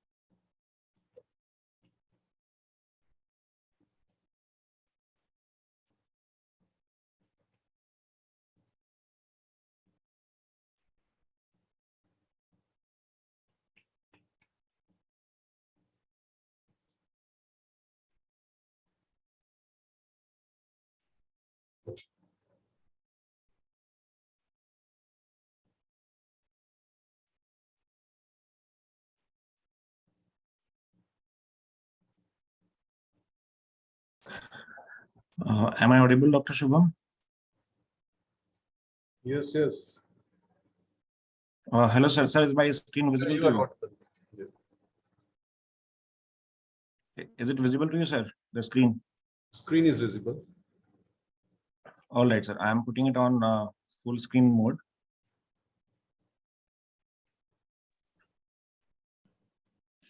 I hope you can see it on full screen mode now. Yes, it is on full screen. Okay, so my name is Sandeep Kumar, and this paper is on legibility in a city, an overview of the factors affecting perceptions of wayfinding in a built environment. So this paper is basically related to land use planning and urban design of a city, and this is part of my ongoing doctoral research, which I am doing presently. So basically, as we all know that the cities are complex urban systems which keep on surpassing their own growth, their own contours, as a resultant of bearing the burden of the increasing population as well as the pressures of urbanization. And these areas keep on expanding, intensifying in size, and having the volume of hybrid urban forms, sometimes planned, sometimes unplanned. And these urban forms, these small areas, urban areas, they develop as a small urban centers, city centers, or subsystems within the system of the cities as a whole.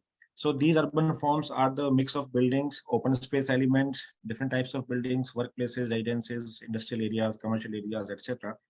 And these are complex configurations of built and open spaces, different typologies and functions related to these buildings. And there are some established or regular or irregular connections between these elements and spaces.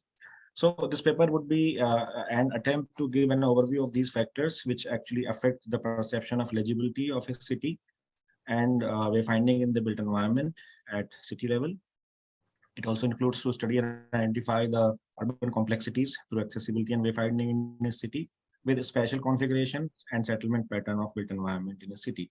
It's part of as my research, as I said already, and this research is a forward step towards bridging the gap of planning theories and urban built environment design practices which are there, and developing a strategic framework for providing the legibility between the cities and the users. So legibility, as per the definition given by a gentleman in 1960, it's the apparent quality of the cityscape, which can be defined as the ease with which the part of the cities can be recognized and organized into a coherent pattern. So just to cut it short, a legible city would be one where all the urban districts or the landmarks or the pathways, those would be easily identifiable and structured. And the main forms and qualities which emerge from urban layout, they will be contributing to the visibility, coherence, clarity, and experience of an urban environment. So there are examples from the developed countries, like we have these very vast projects for the developed cities as well, Sydney, London, and many others like Bristol or the city of York. Many other examples are there. As far as literature review is concerned, this is the systematic literature review which I have followed for all the papers I have reviewed. So the purpose of objective of study, methodology, the author has taken, main attributes, main findings, implications, the stakeholders he has taken, and its relation with the overall sustainability. So I'll be giving some gist of some of the papers here. So this paper from 2012, it has explained how the spatial configuration of urban layouts and land use pattern in the built environment affects the overall wayfinding experience. These layouts at local level or global level, they may prove to be an important variable for the description and modulation of the behavior of human beings in the spatial environment, their movement, their activities, and their overall working. Similarly, another paper by Ewing et al. This establishes the links between the physical features of the built environment as well as the urban design qualities, overall walkability, overall movement in the system, the reactions by the individuals in terms of safety, comfort, and interest, and then overall walking behavior. So all these are closely linked. These are already pre-established by the authors. Then another paper from Iran, this talks about these three main attributes: regularity of pathway configuration, pattern of spatial elements, densities of movement, and the flow of the pedestrians.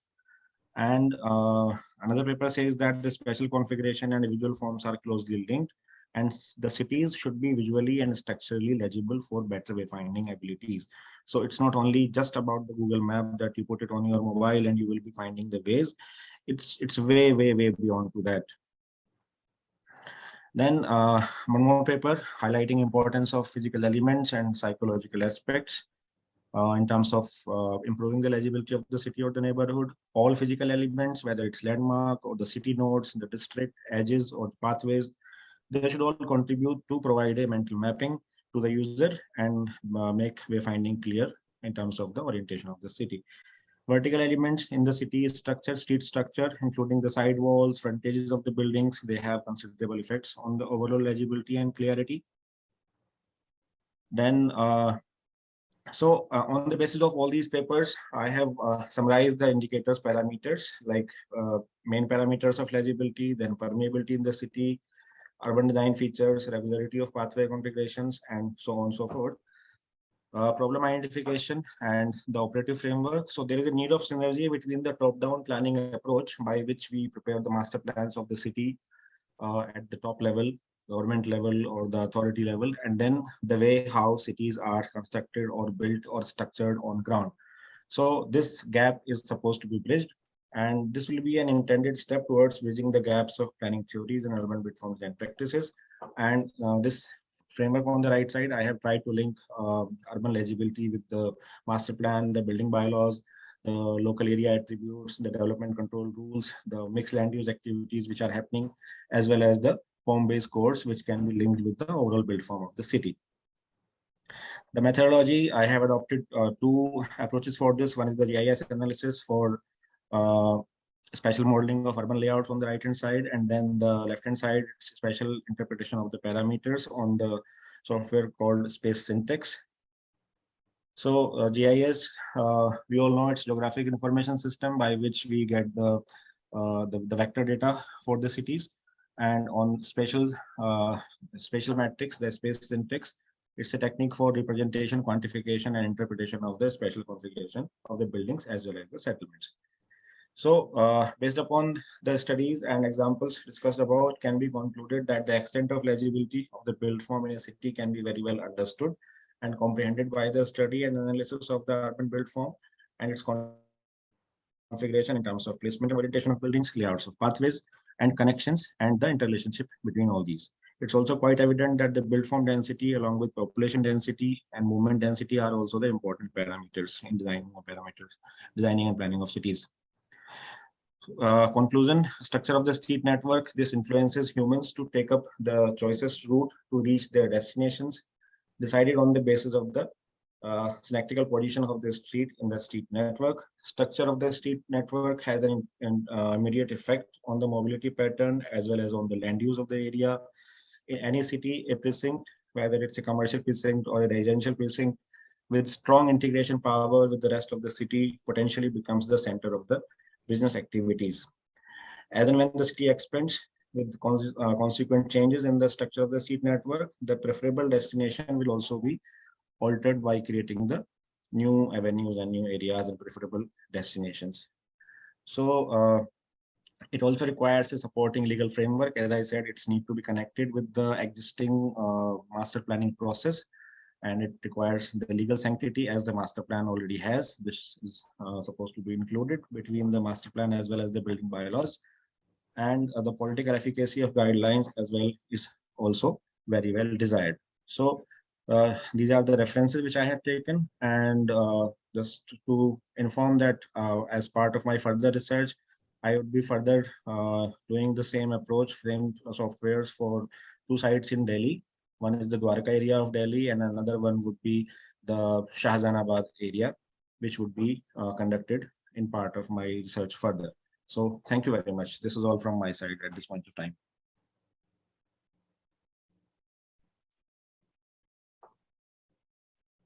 Am I audible, sir? Yes, you are audible, very much audible. Professor Shivlal, all right. No, sir, this is Sandeep Kumar. All right, Sandeep. Yeah. Yes, sir. Great. No, it has been really needed kind of aspects you have been handling and touching for your research work.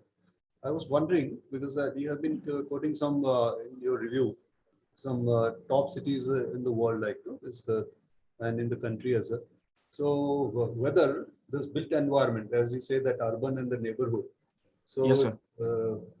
there is still some kind of closure environment in the colonies or the localities, like that. So there is a kind of set of rules for the good neighborhood. In many countries, it has been very strictly followed, and people are really so used to it that it is a good habit, a kind of habit by now for them. Like there is a right now somewhere of the how to have pets in the colonies, in the neighborhoods, and there are range of things. There may be, I think, 100 set of rules which are being followed, and then the life is really beautiful. So does it part of your studies, or would you like to be incorporating these aspects, the good neighborhood for the good built environment? Yes, sir. So it's a very good question, and you have yourself addressed the diversities we have in the cities. Like if it's a good planned colony, if it's a gated community, then we may have those set of rules. But if you see in the neighborhood and there is an unplanned area nearby, which is just adjacent to your colony or your neighborhood or your sector, so those rules are nowhere existing in those areas. But those areas are also having the significant amount of population, significant amount of people are living over there, but without any coherence, any relation with the planned layouts, with the set of rules, with these kind of urban services. So I am taking it as a uniformity, a research at a uniform level, which can be integrated at the city as a whole for the overall city. Because we cannot work in isolation for urban development. These gated communities are there, but somehow there is a mismatch between these. The localities only make the city, no? Yes, sir. They make the city, sir, but they should be uniform. But there has to be certain kind of set of rules for the localities also. Definitely, sir. Definitely. Life is good. Yes, sir. Very well said, sir. So that considerations we have been missing in the country, in fact. So that's what I am trying to address. Loudspeakers by 11 to 7. Yes, sir. Just can't be there, no, and localities. Sir, as I addressed before, we have the master plan norms. Like we tell that there will be residential buildings, there will be industrial buildings, and then on ground there are rules for constructing the buildings in terms of height, built-up area, ground coverage, etc. But in between the two, that synergy is missing. That how those set of rules would be implemented.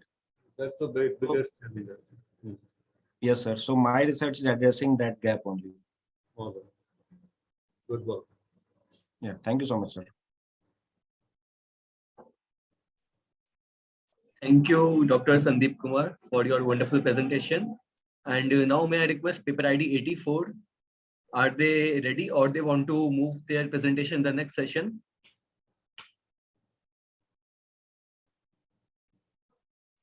Okay, so paper ID 84, we will keep their presentation in next session as per the request because they have some technical issues.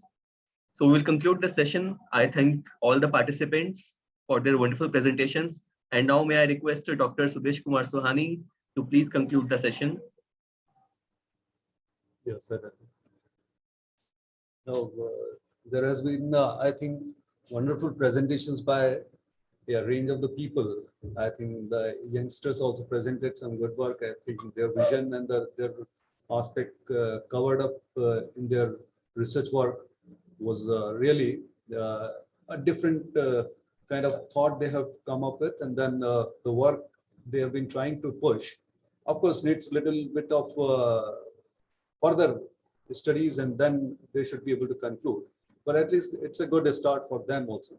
And of course, there are papers like so highly have been studied, and then multiple kind of aspects have been taken up. So overall, I'll not be pointing out on a single paper, one or two or like that. But overall, it was a good presentation. And then there is a lot of learning, of course, among the participants. And then I wish that similar kind of studies goes on, is going to benefit the society at large. Thank you very much. Thanks all. Thank you, sir. Thanks for the encouragement. Thank you. Thank you, sir, for your wonderful remarks. And thank you so much for taking out time from your busy schedule and giving your remarks and comments for participants. I am sure participants will be benefit from your comments and constructive remarks. With this, I conclude this session. And we will now move to our next technical session, that is session 16, where Dr. Shivlal will be the session chair. Thank you. Thank you, sir. Should we leave the meeting now? Yes, participants from session 12 may leave, and if they want to remain and listen the presentations, they can remain. All right. Okay, thank you, Subham. Am I audible, Subham? Yes, sir, you are audible. So I welcome Dr. Shivlal, sir. He is currently working as associate professor in the Department of Mechanical Engineering at Rajasthan Technical University, Kota. He is a PhD from IIT Delhi and has experience of 24 years academic experience and 1 year industrial experience. He has published more than 90 research papers, 1 patent, 6 books, 4 book chapters, and he has been recipient of numerous awards. I welcome you, sir. Thank you. Thank you, Subham. So, can we start now? Yes, sir, please. So, paper ID, just call the paper ID. So I hope we are ready with paper ID 2. Yes, Yes, we are sir. ready. Yeah, paper ID 2, you may now start your presentation. Okay, sir.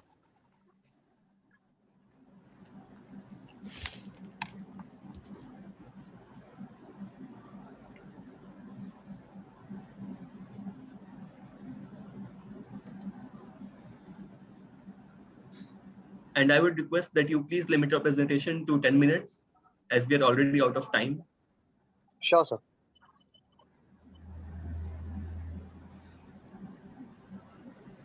Okay. So, good morning, everyone. Good morning.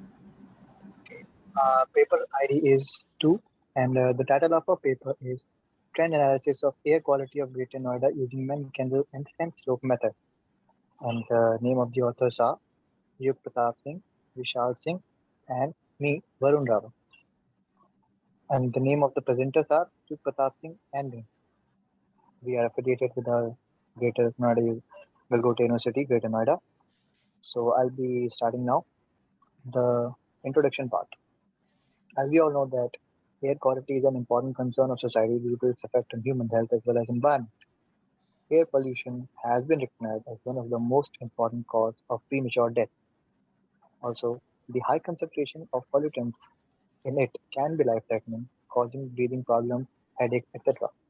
So, the purpose of the Mann-Kendall test is to statistically assess if there is an upward or downward trend of the variable of interest over time. Now, problem formulation.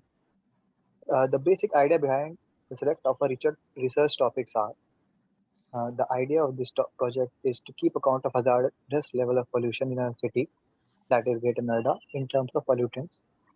The method we used are Mann-Kendall and Slope in order to take the preventive measures. The scientific literature was gathered by searching through the following databases that are given below, and articles and papers were considered for inclusion based on the following criteria, that are articles relevant to the air quality monitoring, publications proposed in last 10 to 20 years regarding the same, articles without information on AQI and analyzing air pollutants were excluded. Now, problem formulation. So I'll now be explaining some of the research papers we took. The first title is Air Pollution Index Trend Analysis in Malaysia that was conducted from 2010 to 15. The authors are Nurul Latifa Irani, Azmat Aziz, Saiful Skandar Khalid. So this paper on air pollution trend analysis was performed with the objective of determining the API trend in Malaysia. A data set of API value was obtained from the Air Quality Division Department of Environment in Malaysia. Their analysis showed that the air monitoring station at Sekolah Menega shows the highest value of API reading the 663 on 23rd June 2013. During the haze period, where the highest API was recorded. The second paper was the study of ambient air quality trends and analysis of contributing factors in Bangalore in India. And the objective of the study was to identify air pollution trend in Bangalore in 2006 to 2015. For easy understanding of the pollution level, everybody CPCB has developed exceedance factor, that is EF, which is calculated by the formula shown by the equation given below. Except for RSPM, levels of other two pollutants, that are SO2 and NO2, are under control. It is observed that the rapid expansion of city without development of proper infrastructure has led to increase in number of non-transport vehicles. Majority of them are two-wheeler. So, in conclusion of this paper, adoption of Bharat Stage 4 was also noted that helped in controlling the air pollution. And the third paper was analysis of rainfall by using Mankandal trend, sense slope variability, and 5 districts of South Gujarat, India. In this examination, on the basis of past 115 years, rainfall data of 5 districts of South Gujarat, the Mankandal trend, sense slope, and regression slope was formed. Sense slope and regression slope showed that annual and monsoon rainfall at Valsad, Dang, and Surat shows the increasing trend, while that of Navsari and Bharat districts are declining. So the highest percent contribution of rainfall is observed during monsoon season, followed by monsoon in all 5 districts of South Gujarat. Now my colleague Yug Pratap Singh will be explaining further. Yes. Hello to everyone. Myself, Yug Pratap Singh, and I'm going to proceed with the things which my friends said about the research paper. So, by concluding several research papers, we came across the topics which we now concluded how to use it for our own research. So, we delimited the research topic after going through several similar research papers and methods. We selected especially the Mankandal and sense slope method to conduct the test because it has been proven by many paper studies and it has been helpful to many of the governments also to apply certain rules to help the environment. Now, in order to successfully predict the levels and behavior of each pollutants, we have to conduct a trend analysis test, which is a future forecasting test over study area, that is Greater Noida. We selected specially Greater Noida because it is such a good planned city, and how the effect of the pollution which is coming through Delhi or Haryana side will affect the effect of the pollution of Greater Noida. Deciding the area of study was mutual, as there has been no study in Greater Noida regarding pollutants which takes in consideration of past 5 years of a time. Moreover, we came across these two different software methods as auto-mksend.exe, which is a DOS operated software, and make sense Excel template, which will help us conduct the trend analysis using the data which we acquire. This in turn help us to decide and conclude the problem statement or objective of our research, which is trend analysis of the air quality of Greater Noida using Mankandal and sense slope method. Now, if we move to the methodology of this portion, so we will know about the Mankandal test. The Mankandal test analyzes the sign. It gives us the sign which is positive or negative of the difference between later measured data and earlier measured data. It's not just comparing the data of each last year to this year. We compare the data of every single year with the probability of the data which is coming in the foremost year.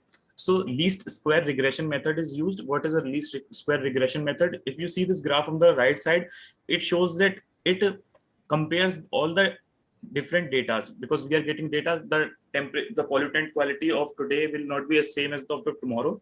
So there is huge range of data which we are acquiring, but to get a straight line or a slope of that data, we have to acquire the least square regression method, which does what it does. It takes an intermediate point of every different range of data and combines it to form a straight line, which has equal number of points above the line and below the line. So it gives us an idea and a greater value, so where the trend will be going. Different set of pairs are also used, and now we came across different software. AutoMKSen is a statistical analysis program which is used to employ Mankandal test for the determination of the trend and SenseLo for finding the slope's magnitude. Make sense Excel template, it is developed for detecting and estimating trends in the time series of annual values in atmospheric precipitation and concentration. Whereas it helps us to design the graphs and plot the graphical points to get through the data and to describe our data in the formation. Now we will come across the results and discussion. So different types of pollutants are measured, and all of the data was taken from CPCB and also acquired by going on the spot also. So we came across the different set of values of each pollutants, which is PM10, O3, CO, NO2, and different, all of these we are acquired, and we have written each of the 8-hour value and then converted into an average weekly value, and then on which we move to a yearly value, which gives us the average value of each month of a time of the year. So by comparing every year's value by different methods, and which is the method we are using is Mann Kendall test, we came across these set of values which are known as test S and test Z. So test S gives us the increment value and Z gives us a negative or positive sign. So it shows that the probability or the trend which is increasing or decreasing. So these are the results which we are getting. And if we discuss about the result, we can see that different set of intervals are given on the 5-year period, and then the straight line is going and it is telling us which direction it will go. We came across different types of result. I can explain those results because in trend variation of different pollutants, PM10, O3, PM2.5 over the past span of 5 years. In figure for PM10, the sense loops line shows the monotonously increasing trend with a maximum annual average value of this and Z and S values being 0.24 and 2 respectively, indicating the increase in the amount of pollutant PM10 in the near future. We can see this in this one. It is highly increasing, and over the year it has increased, but other than 2020, it is still increasing. So sense estimate says that it will increase furthermore. Similarly, where in the graph of O3, PM2.5 and NO2, the sense loop regression line plotted shows decrement over the last 5 years, and their Z and S values are negatives. So we know that it will decrease in the furthermore years. PM2.5 is of greater accountability as the residual values obtained are near to x-axis or the baseline. So the accuracy of the future event is greater in the more future years.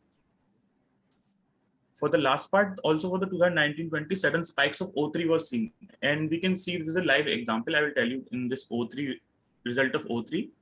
So we can see that the sudden spike is there.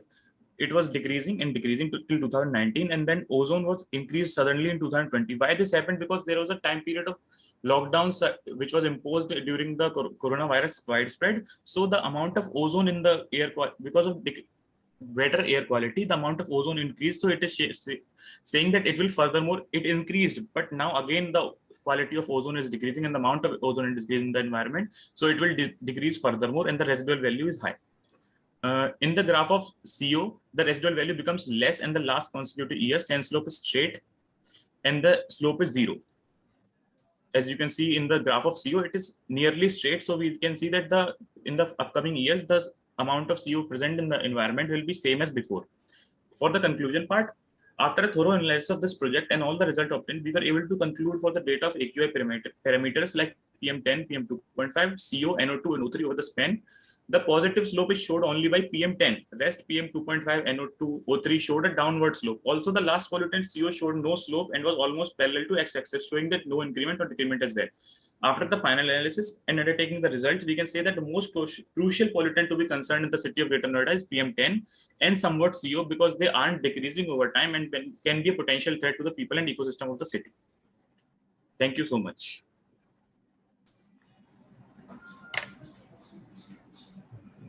Thank you. Priority 2? Yes, sir. Yeah. Yug Pratap Singh. Yes, sir. Okay. So, why you are not using AQI, air quality index, at the place of PM2.5, PM10 or NO? Yes, sir.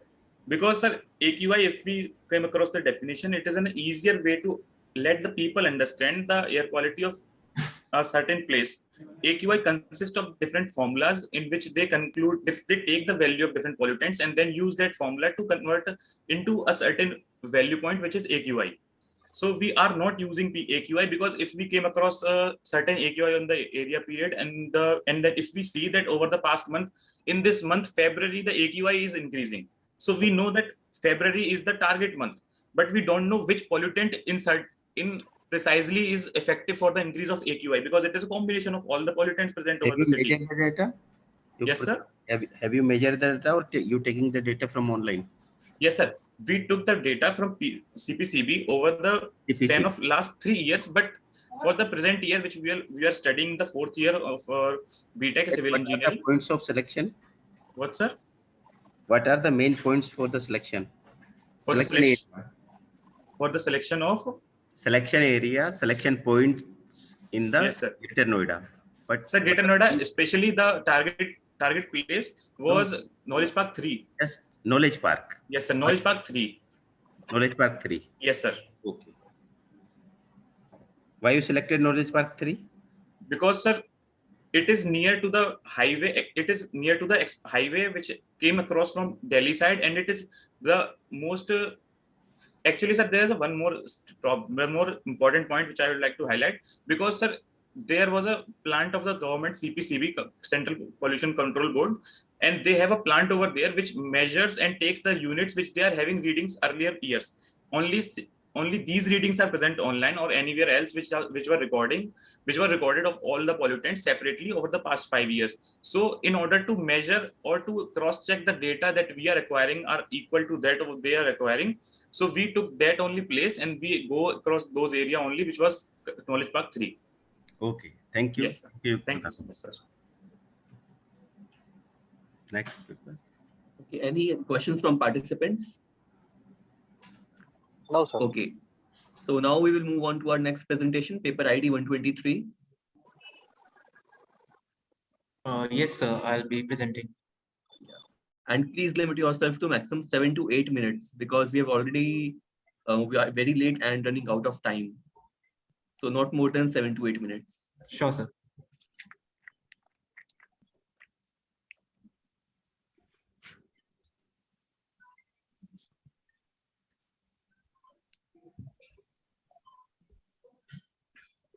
I hope I'm audible and the yes, you are presentation audible is and visible, yeah, sir. presentation is visible. Yes, you may Yes. start.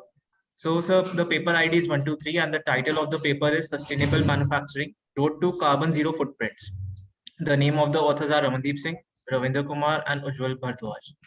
And we are affiliated to Department of Mechanical Engineering, Amity University. So starting with the introduction, sir, we all know that global warming and climate change are critically affecting countries all over the world. And the carbon emissions have risen rapidly at a rate of 2.7% annually in the last decade only. And in the year 2016 itself, a total of 1.82 million vehicles were produced only in the UK, and this resulted in 1.344 million tons of carbon dioxide produced. So the severe circumstances and the situations have made sustainability more than just a conscious choice for us, and it is rather becoming a need of the hour. This has resulted in tremendous pressure on the industries as well to monitor and control their carbon emissions. And we'll be exploring the nature of carbon emissions and what is meant by zero carbon manufacturing in this paper.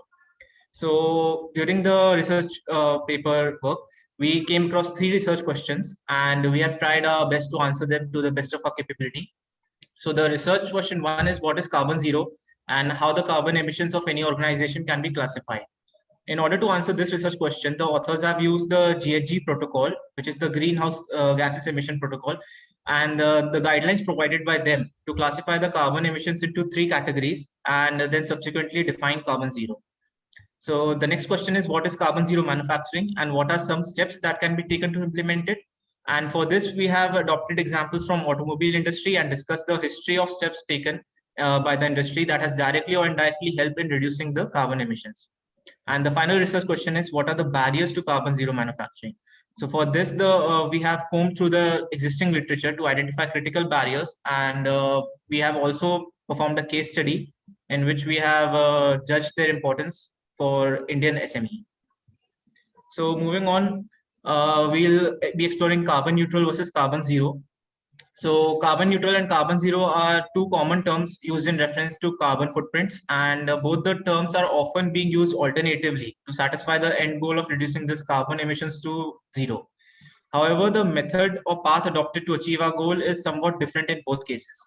So carbon neutral can be defined as managing the negative effects of CO2 emissions by means of other activities that positively affect the environment in equal amounts, or by purchasing carbon offsets so that the harmful effect on the environment also gets cancelled out. And it may be easy for many industries such as IT, banking, and other service sectors to buy offsets and brand themselves as carbon neutral. However, the manufacturing firms cannot adopt such initiatives as it will be very costly for them. And that is why we are exploring carbon zero. So carbon zero is the reduction of carbon emissions resulting from running operations throughout the value chain to a near zero level by use of more eco-friendly materials, relying on renewable energy sources, and adopting innovative processes. The CO2 emissions of any firm or industry can be divided into 3 scopes, as we have discussed from the GHG protocol.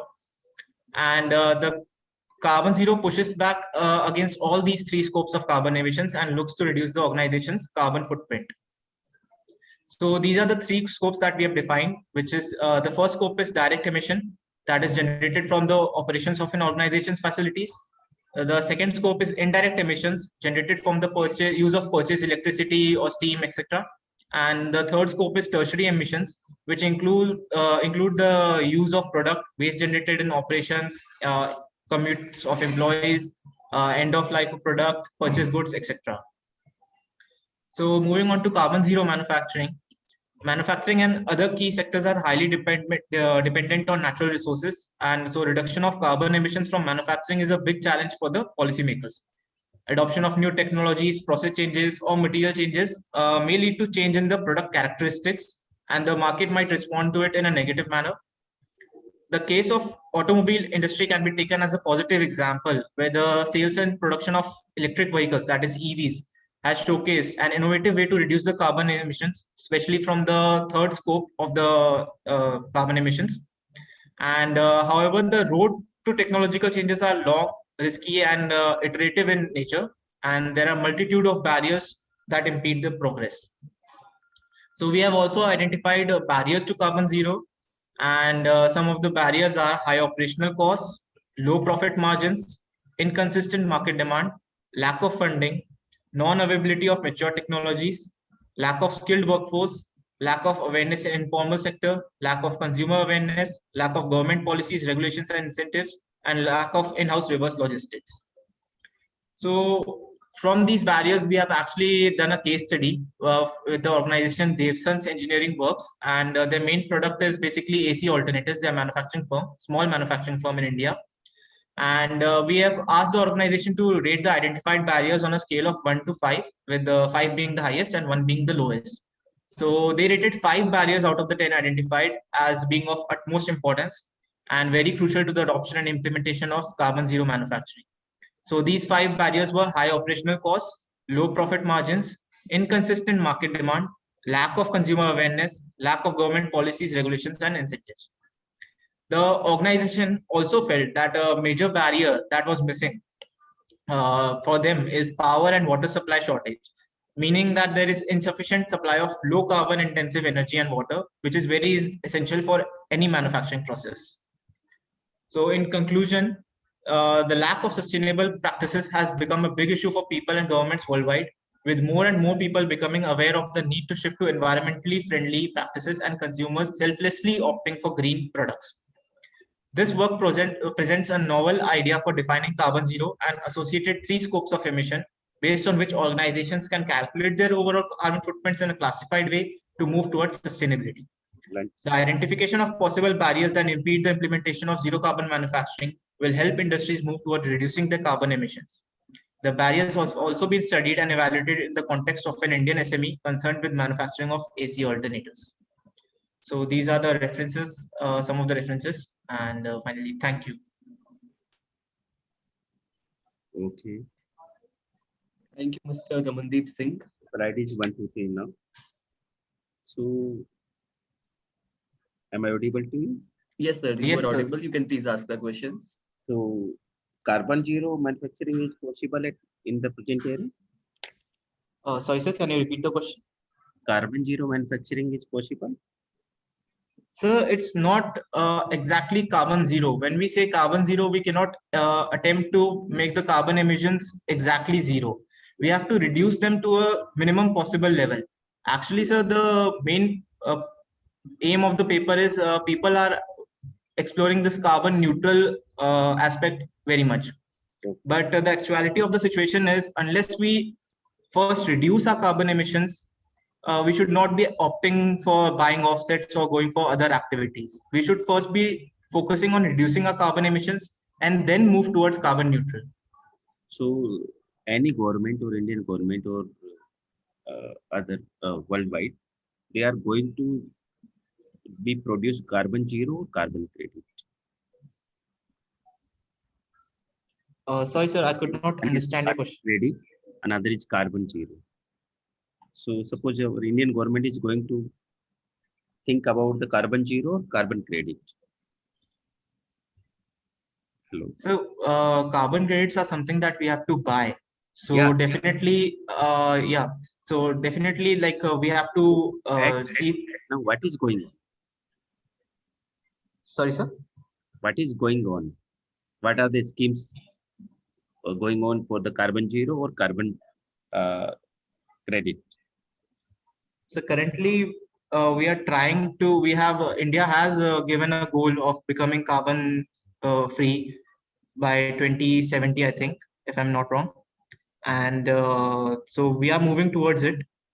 And countries are actually trying to make us buy carbon credits, but we have told them, India has told them that like we cannot you cannot ask us to be becoming carbon zero by in a short period of time.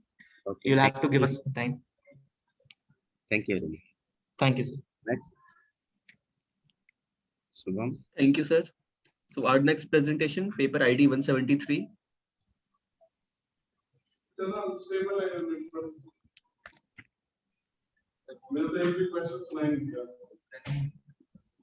Paper ID 173, are you there?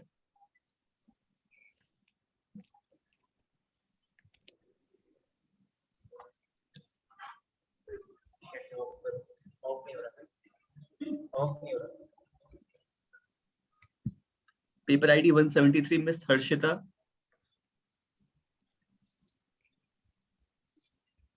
Okay, let us move to next paper presentation, paper ID 176. Paper ID 176. Yeah.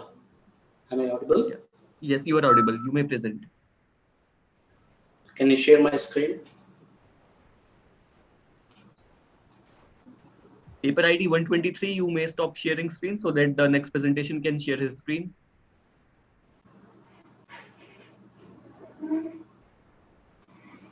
Mr. Ramandeep, please close your screen. Yeah, can you see? Yeah.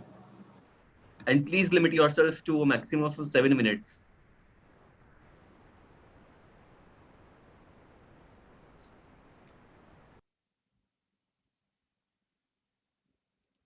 Artificial intelligence and machine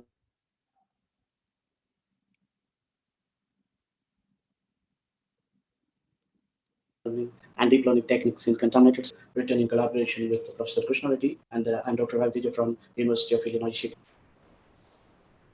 So soil contamination can be resulted from a variety of intended or accidental activities like manufacturing, mineral extraction, abandonment of mines, national defense activities, waste disposal, accidental spills, illegal dumping, and some other activities like using of pesticides, excessive pesticides and fertilizers in agriculture.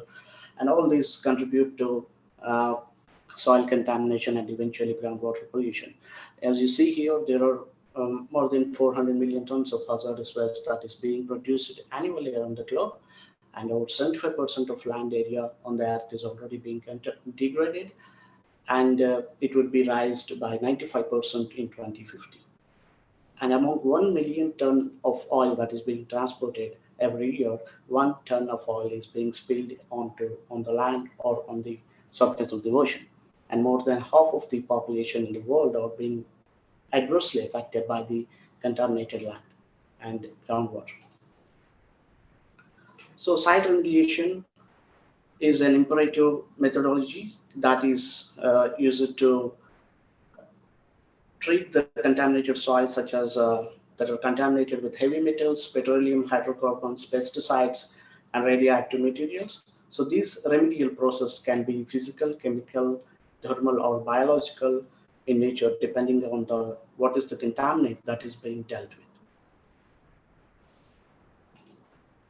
There were challenges in the site remediation techniques. Generally, in engineering, there are two main methods traditionally used, either laboratory or field tests or numerical and analytical studies. So laboratory and field tests are usually descriptive, costly, laborious, and time-consuming. Moreover, the studies specific areas requires large-scale testings with sophisticated equipment, which are generally not cost-effective. And another constraint with experiments is it is the inability to study large number of parameters when optimization problems are considered. And on the other hand, when you're dealing with numerical or analytical studies, though they can virtually assess the behavior of geotechnical parameters cost effectively, uh, some complex problems like site remediation or other problems in geoenvironmental engineering, uh, they deal with the inherently very complex materials due to many variables involved or the behavior of the materials such as contamination chemistry, freight and transport, geology and hydrogeology of the site area, etc. So the selection of remediation methods also depends on contaminant type, distribution, and subsurface soil conditions. And depending on the type of remediation method, many systems and operating groundwater conditions can affect the remedial efficiency. So these design and implementation of site remediation can be expensive, time consuming, and require much human effort. So here we comes these emerging technologies like artificial intelligence, machine learning, and deep learning, which have a potential to make site remediation most cost effective with reduced human effort. A paradigms like artificial neural networks, machine learning, and knowledge-based systems can be extremely helpful to improve the engineering process and to eradicate its challenges. So these are the major algorithms used in artificial intelligence, which is the simulation of human intelligence in machines and computers. So what you can see here is the general types of AI approaches and broadly used AI algorithms. So machine learning, on the other hand, is a subset of artificial intelligence, which is the process based on input and output models, and it aims to make predictions and formulate relations between the input and output that is fed into the database. Deep learning is the subset of machine learning, which is applicable to more complex problems where machine learning models are not so accurate. So deep learning develops layers, neural networks where there are a number of neurons which are connected with previous and former layers so that they're forming more complex networks and the resultant would be more accurate. So this study provides a very brief overview of these emerging technologies and present case studies demonstrating how these technologies can be helpful in contaminated site remediation decisions. So in the first one, AI is used to optimize the pumping schedule in site remediation, saving time and money, assisting the design engineers in decision making and judgment during the selection of remediation technology. And then the second one, machine learning is used to promote better computational timing for groundwater remediation, simulations involving complex transport problems and algorithms. And in the third one, decision uh, deep learning is used to emulate groundwater contaminant transport models.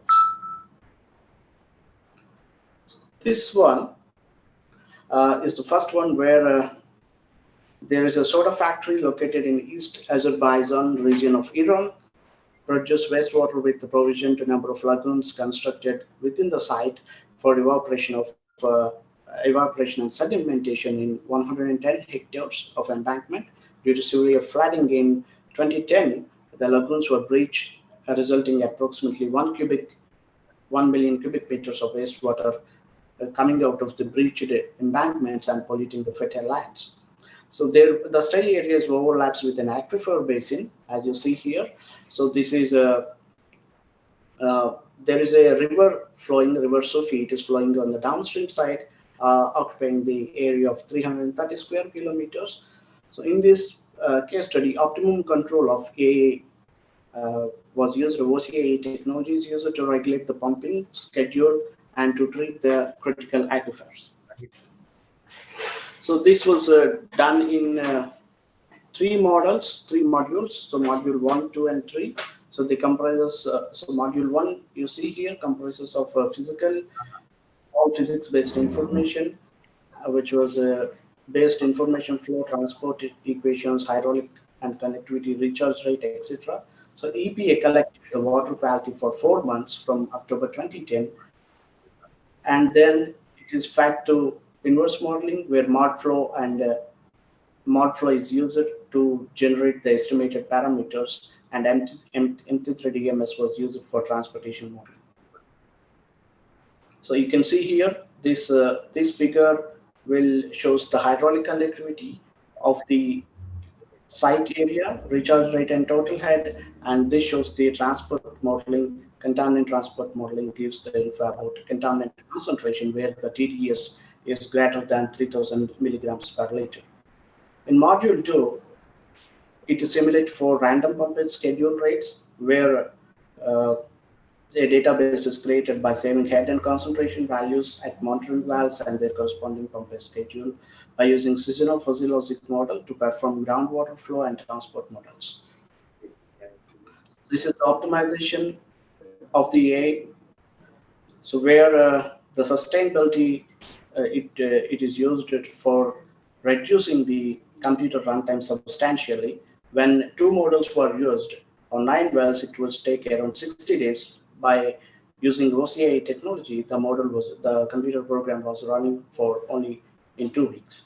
And further, OCA identifies the optimum pumpage schedule and is capable of emulating the contaminant plume, and further provides the insights into contamination events and hydrological impacts. You can see the reduction of contaminant in all the wells showing here, and the blue bar charts indicates the pumping rate, and you can see the red line indicating the concentration reduction with increase in the time in years.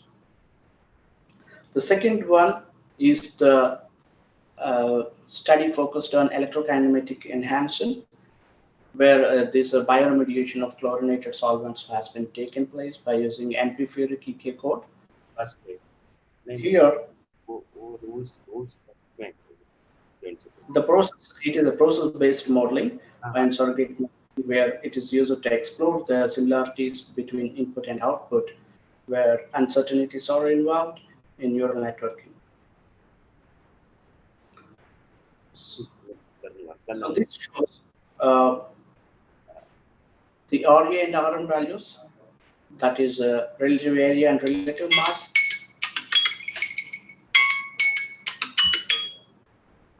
Relative area and relative mass. Transport lactate results in the greater velocities of electromigration than KB1. And here you can see the concentration transformation. PC is slowly decreasing over time due to degradation process. And here the ethane presence is delayed due to the limitation of KB1 in the distribution. So this shows the results, where the red line shows 1-to-1 ratio, and you can see the TR equal to 1, and the accuracy of these models was estimated by coefficient of determination for training, validity, and testing data sets. So in all the models, the values of R square were greater than 90%, except in KB1, where you can see there is a higher difference from 91.7% to 99.8%, so that you can see that there is a little scatter from the straight line. This is the last one, where the DL used to emulate contaminant transport. Hypothetical 2D inhomogeneous medium area, boundaryless area was selected. You can see these are the contaminant sources. This is the pumping well, and these are the observation wells. So here GCS is released in 6 simulations period, where again here also R square and RMSE were used to test the accuracy of model. The deep learning models like LSTM, Kriging, or BF Kalium with highest accuracy were selected and linked to the optimization model. So by this, you can see the distribution of contaminant plumes in the study area, where it is initially here from 2 sources, and when it is released in 6 simulations, the contaminant transport is taking in this direction. And finally, it is going outside the study area. So this shows the variation in the contaminant concentration. You can see the changes in the contaminant concentration with time, and this is the rate of concentration.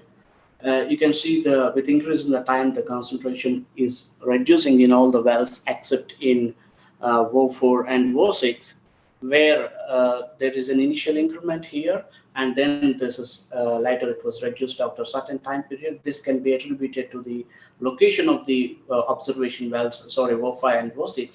Sorry to interrupt Mr. Ravi Teja, but can you please conclude? Yeah, I'm concluding. So these are located away from the sources and very at far distance from the pump as well. So this is the reason, and the contamination concentration is high here, there is showing low here, and then with the movement of the contamination, it was increased and finally reduced. So these are the conclusions where it indicates we can potentially apply these technologies in site remediation, contaminated site remediation effectively for optimizing the pumping schedules and minimizing the contamination concentrations. And further, they will help in decision making. Thank you. Thank you, Ravi. Am I audible to you, Ravi Teja? Yes, yes. Am I audible to you? I can. So Yes. what are the main contaminants used in this study? What are the main contaminants? So you're talking about the last case study? No. I talk about the main contaminants, various type of contaminants. Yeah, those are the three different areas. So in the first case study, it was a soda factory where the wastewater used in the soda factory was stored. So they are hydrocarbons. Yeah. And in the last case, they are petrochemicals. Petrochemicals, oil-based contaminants. Yes. Okay. And what is the meaning of O1 to O7 in the last slide? Observation wells. Those are observation wells to monitor the contamination concentration from time to time. Thank you.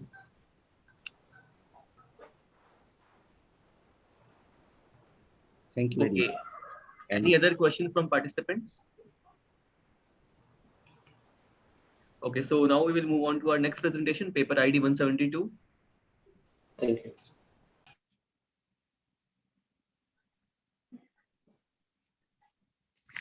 Hello, good morning, everyone.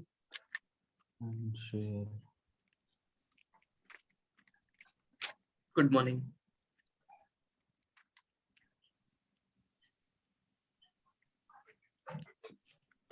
Good morning, all of you. I am Saurabh Kumar.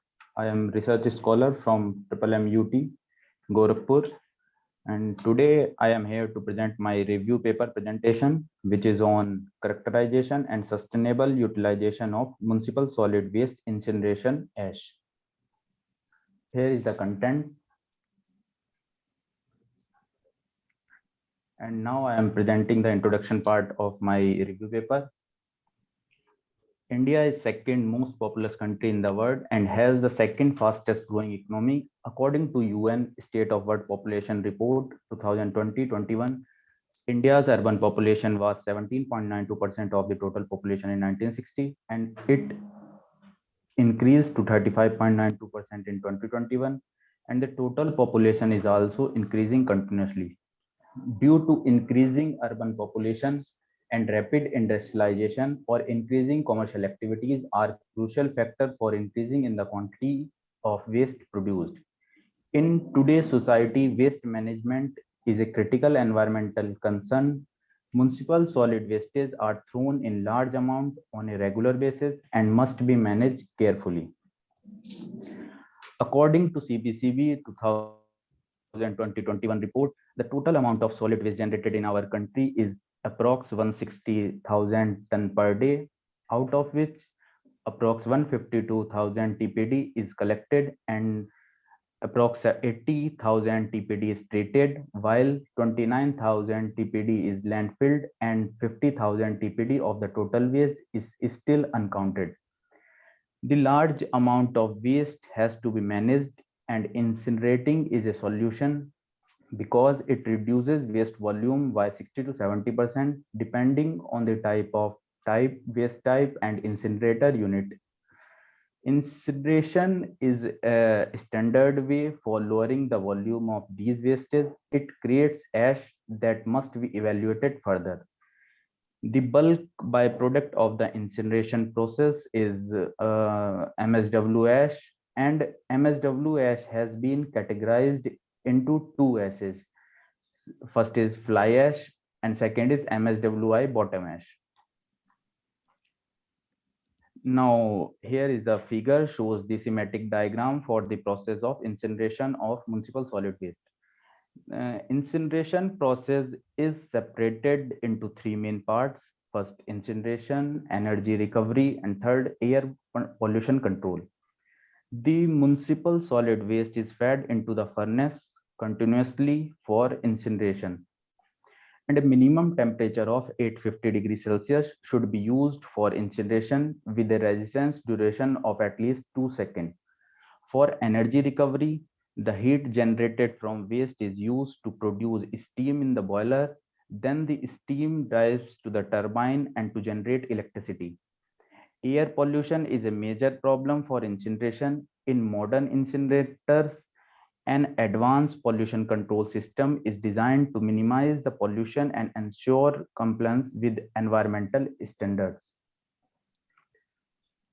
Due to huge amount of municipal solid waste generation, many of cities faces the disposal problem of waste. Here in this figure shows the location of three major landfill sites in Delhi. And many authors have founded the chemical composition of MSW ash, which have been presented in this table. All of these authors describe the in detail describe the composition of MSW ash, chemical composition of MSW ash. And now in this slide shows the application of municipal solid waste incineration ash. MSW ash has cementitious property which can be used as a foundation material, embankment and construction of road, stabilization of soil, manufacturing of cement and lightweight aggregate, etc. It is clear that MSW ash can be seen as a useful and value-added product. And in construction material, according to Zhang 2021, added bottom ash to dry cast concrete having a slump value of 0, in which bottom ash was found as a cementing additive. The final strength of bottom ash concrete is 18% higher than concrete made from ordinary cement after 90 days. And concrete made from bottom ash has improved strength as well as resistance to freeze-thaw damages. Finally, the study discovered that MSW bottom ash improved the performance of dry cast concrete and might be employed as a supplemental cementitious material. In road construction, ZI 2016 demonstrated that as long as the problem of toxic substance leaching is solved, MSW bottom ash may be used as a well-graded gravel or sand in building or road construction in China. The road-based material created with MSW bottom ash replacing 20% of the aggregate and the strength requirement for heavy traffic roadway in China. According to the previous listed effectively recycling approaches, the MSW bottom ash may be used as a road pavement application as unbound, hydraulic bound or bitumen bound materials. These approaches have been extensively adopted in countries like Denmark, Netherlands and Belgium. In soil stabilization using additive is a most popular method for enhancing the qualities of problematic or weak soil. Many waste products such as jute, geotextile and palm fiber, nylon fiber, aluminum residue and fly ash, coal and iron residue can be utilized to stabilize expensive soil or weak soil. These compounds improve the soil strength and durability. MSW ash can be combined with weak soil or lime and cement and some other non-traditional stabilizers for enhancing the geotechnical properties of soil. MSW ash may be used in variety of geotechnical application to effectively solve the problem of disposal. Heavy metal may be reduced if cement is induced in MSW bottom ash. Geotechnical features demonstrated of MSW ash by Gupta et al. 2016 paper. As a result, fly ash and bottom ash should be kept separately. Bottom ash exists in a sand or gravel zone, and fly ash usually occur in sandy silt. Both of them lack plasticity and have a lower specific gravity than soil. More than half of the bottom ash is classified as medium coarse sand. In embankment, these combination of soil and bottom ash had higher shear strength and lower compressibility than other non-treated soils. According to Tay and Go, 1993 looked at a viability of MSW fly ash being used in place of filler in geotechnical application. Finding in research by researchers such as that bottom ash possesses essential properties similar to those of coarse aggregate used in the manufacturing of embankment, and that such coarse aggregate have higher strength, free draining characteristics, and greater strength than conventional earthquakes. And in land reclamation is the application of MSW is also the application of MSWSs. The process of generating new land in the ocean, lake, and river is known as land reclamation. Land reclamation is used to avoid construction work on fertile land. In 2018 conducted a series of large-scale column trial tests to assess the leaching tendency of heavy metal from MSW bottom ash into salt water as a result of land reclamation. Here is the conclusion part of my research work, of my review paper. The use of MSWS is demonstrated in many ways. It has been concluded that with the help of current technology, MSWS can be treated or utilized in a wide range of applications. These applications are discussed from an engineering and environmental perspective, and both the advantage and drawbacks of each approach are highlighted. Sometimes pre-treatment is necessary to increase ash quality and reduce toxic metals, but pre-treatment also increases the cost. The successful application of this waste will have significant waste reduction and resource conservation benefits. And this fact appears to be driving both the research community and legislators to find viable disposal alternatives. Investigations are still ongoing regarding several uses for MSW ash.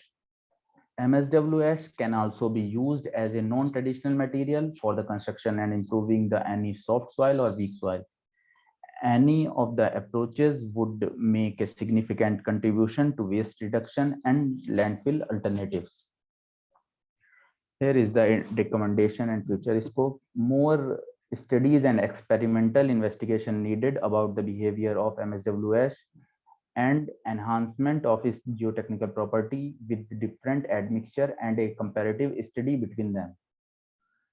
A small number of work have been done on the enhancement of shear behavior of MSWS.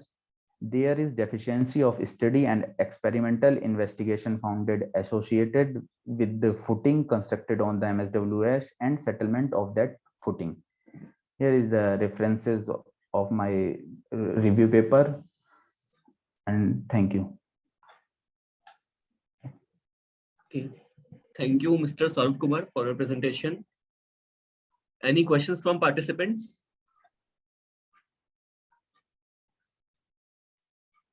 Okay, so now we will move on to our next presentation, paper ID 180.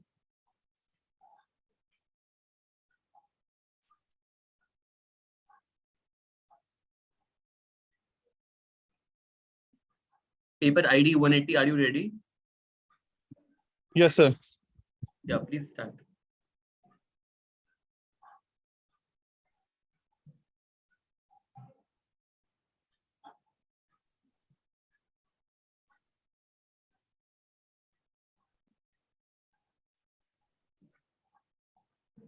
Sir, is the screen visible? Yes, your screen is visible. So good morning, sir. Sir, today, like me, Aditya and Charu are going to present a paper like blending the need of heritage fabric to upgrade the land use for futuristic growth.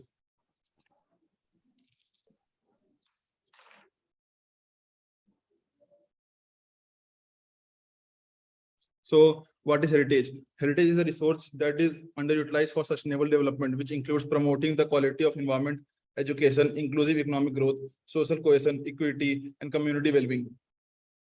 Heritage is viewed as a part of larger living environment as well as a cultural landscape. The principle that supports heritage-based development are collaborate, find and fit, make sites and programs come alive, focus on quality and authenticity, preserve and protect.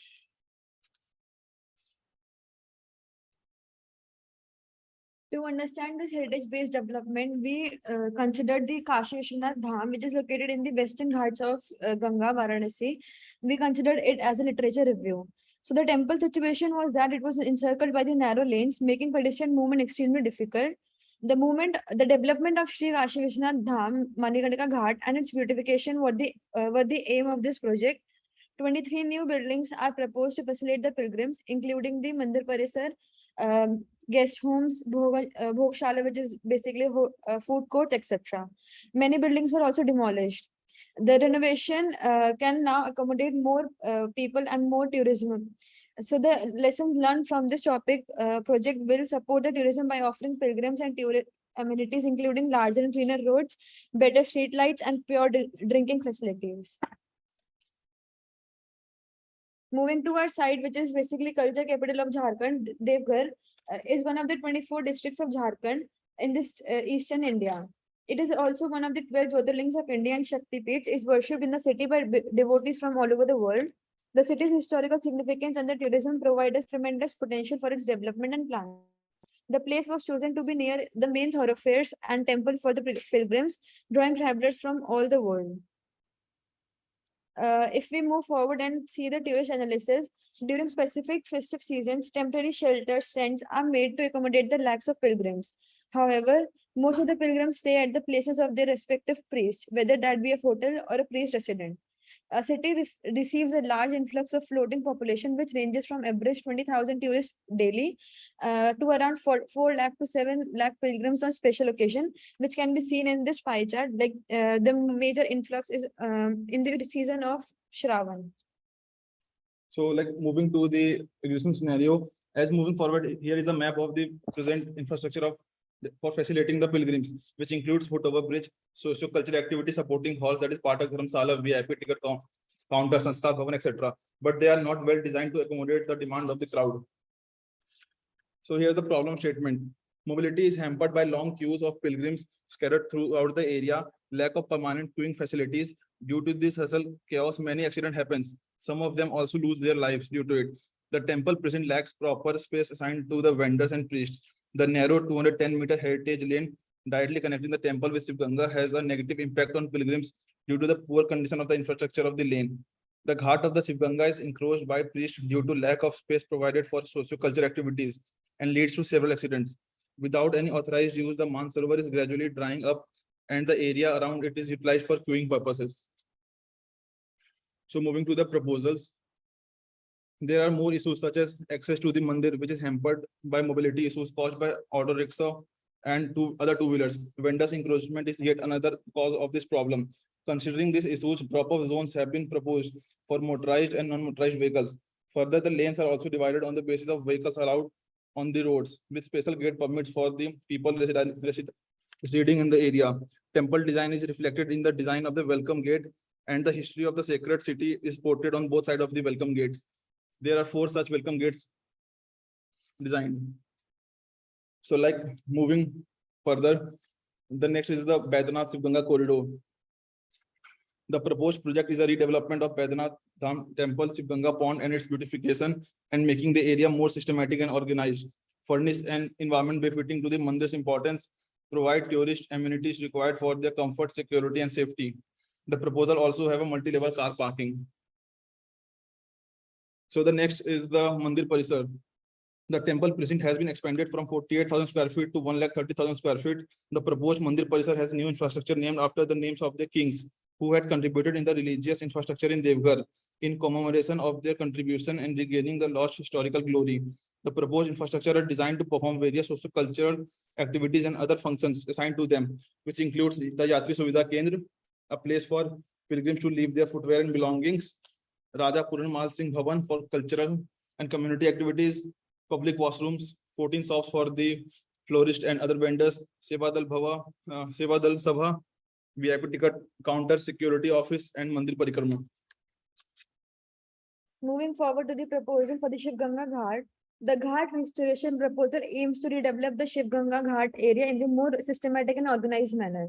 The major objective is to make Shiv Ganga Ghat accessible to the public by providing public facilities for social culture activities and rejuvenate the neighborhood around the Shiv Ganga pond. Few of the infrastructure includes Yatri Suvidha Kendra, public washrooms, shops. 10 shops are proposed for puja goods, flowers, prasad, etc. Raja Bir Vikram Bhavan, a public complex with a space for culture and community activities. There are also proposed spaces for the priests in the complex.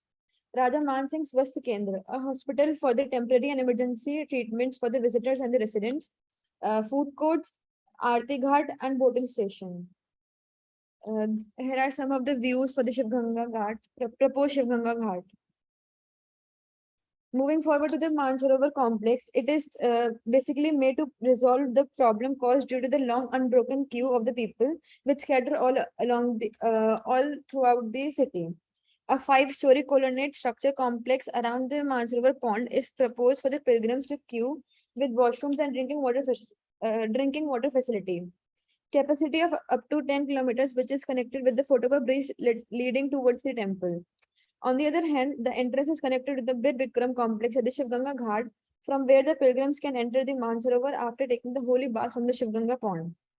This will also save the Mansarovar pond, and water will be refilled in the pond.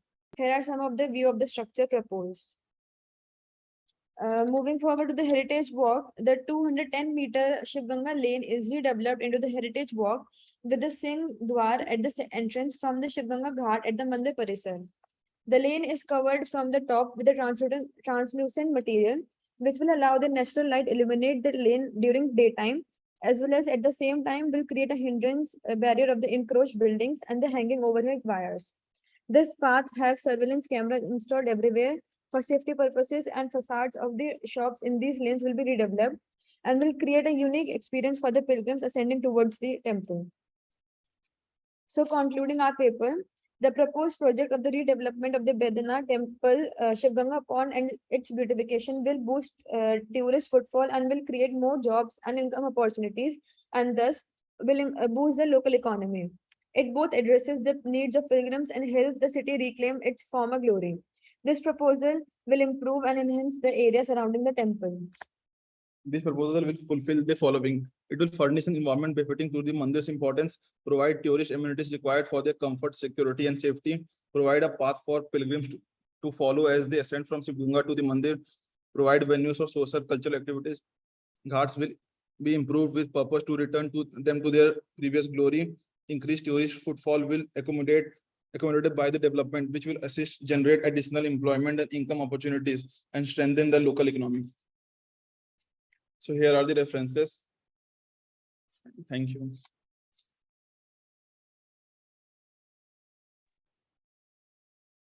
Thank you, Mr. Aditya Bhardwaj, for the wonderful and interesting presentation. The session is now open for question and answers. Yes. Dr. Shivlal sir, if you may have any comments or questions.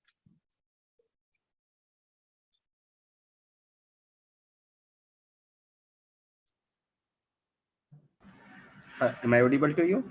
Yes, sir. Yes, sir. Aditya? Yes, sir.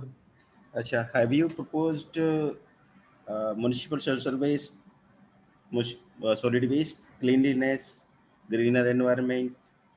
Yes, sir. Water treatment, online booking for the tourist?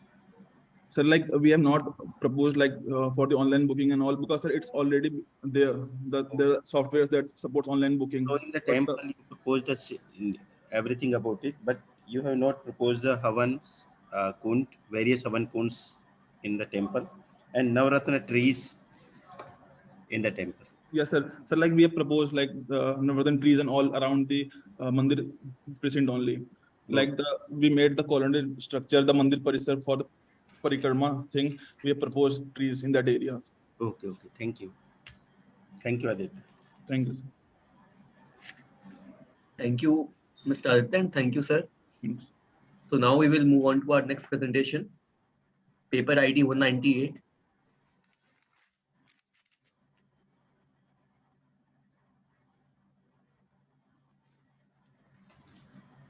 Paper ID 198, Miss Seema.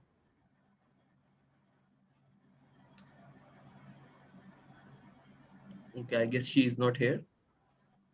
Paper ID 215, 215.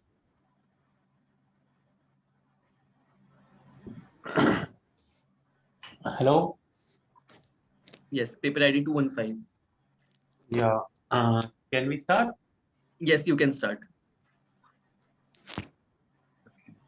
Let me just open the presentation.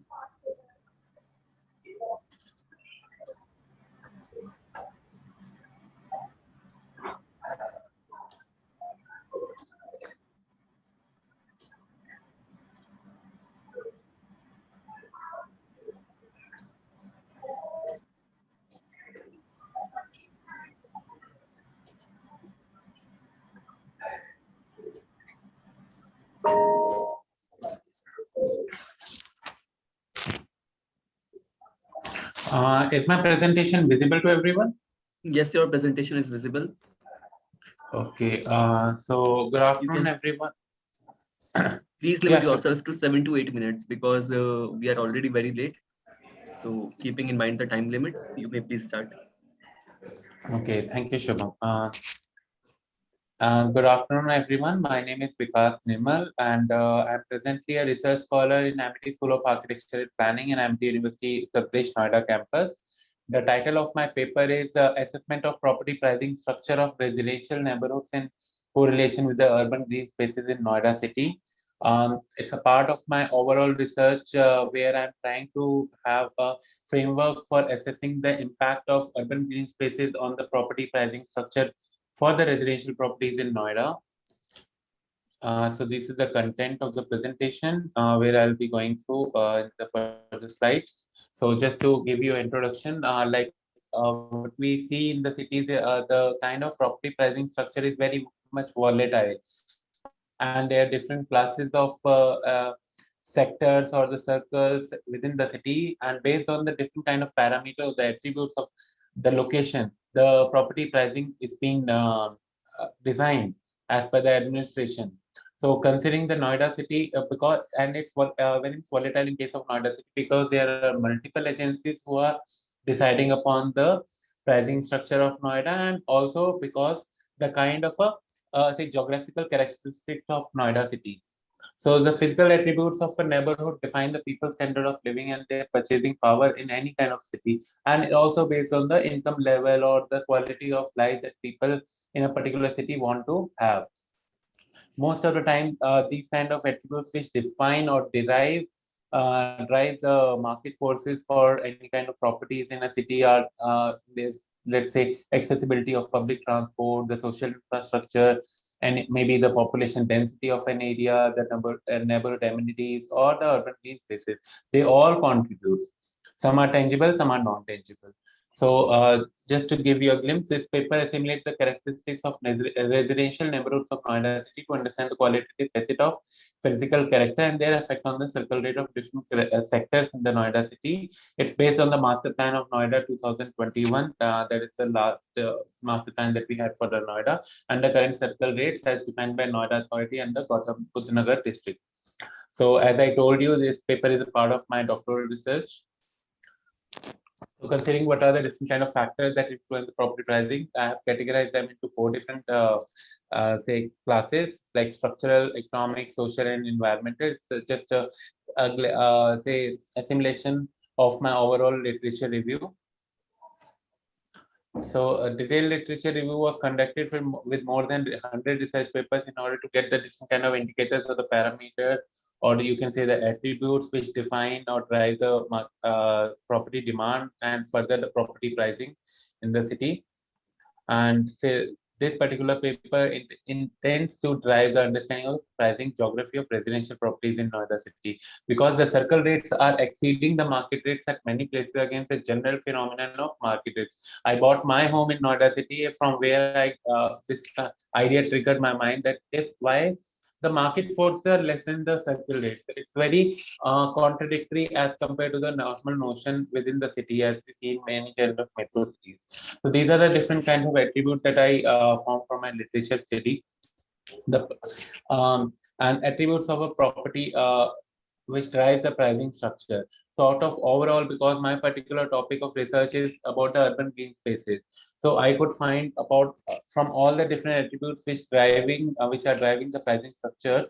So these are the 4 characteristics related to the urban green spaces that are driving the pricing structure in of pricing structures of residential properties across the world in different kind of researches. So these are the 4 attributes majorly used for in my case kind of say research study. So among all the attributes that are shown in the last slide, so these are the positive impact, and some attributes are having the negative impact on the property price structure. Out of overall the gist of the whole literature review, so what are the kind of importance of factors to the consumer, the residential consumer? So obviously the price is a major factor in all these things, but if we say the attribute of a property, in that case there are some security and quiet neighborhood are the one, but in terms of like intangible parameters like high scenic value is one of the major important factor for the consumer to decide upon their residential properties in case of any of the cities. So come to the Noida city. This is the master plan of Noida, which is very much green. As per geographical say calculation or the estimation of by Noida city is almost 50% of the area that is under green cover in case of a Noida city, considering many green spaces. So the types of green spaces that are existing in case of Noida city are botanical garden. We have Okhla Bird Sanctuary, which comes under the forest area. The Gautam Buddha Park, which is on the border itself. There are three golf courses in the city, which is very unique in case of Noida. And then we have 2 different rivers which are acting as an edge to the city. One is Yamuna River and other is Hindon River. So why Noida only? It's at one of the most volatile property rates among the NCR cities. The whole Noida is divided into 163 different sectors. It has a huge agricultural land adjacent to the Yamuna River as well as the Hindon River. The circle rates are more than market, as I told you earlier. So these are some of the things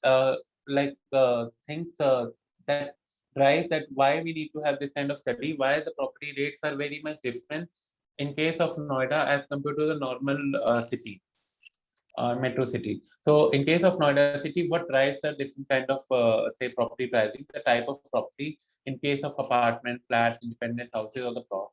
So then comes the market value and the amenities. The third is the government has allowed a relief of 2% per floor for high-rise apartments, because in Noida we have too much of group housing, we have individual floors also, and we have plotted development also. So this is the 3 categories of the residential properties in case of Noida city: the residential plot land, built-up area rate for individual floors, and then the built-up area rate for the group housing. So if we see from like the land rates are decided by the Gautam Buddha Nagar District Authority, whereas the built-up area rates are decided by the Noida Authority. In both the cases, either it is a builder floor or individual floor on a plot, or either it's only a or either it is a group housing. So in case of a land rate, it's divided into 6 different classes by the Noida city, and this is kind of a map where different classes of city are shown. And if we see from the master plan, so on the right hand side, I have classified the cities in the like color coding, and further I have given the kind of a rate that are existing in all these areas. So I can see that some of the areas which are very much was close to the city center, where this yellow area, if I can, if my cursor will be visible to you. So this is the city center area, the red portion where we have the sector 80. It's not residential at all. So this area is having so much, one of the highest rates in the case of Noida city, whereas if we see on the left hand side the Noida master plan, the predominant green area is also existing this area. So in case of individual floors of residential area, where it is based on the front road width of any of the individual plots. So these are the rates which I converted into the map form, and there also we can see in the city center area, this is very much there, but still there is a lot of green existing near to a city center area. So obviously there are tangible parameters also, intangible parameters also. So the closeness to the CBD, the proximity, and also the existence of all these urban green spaces.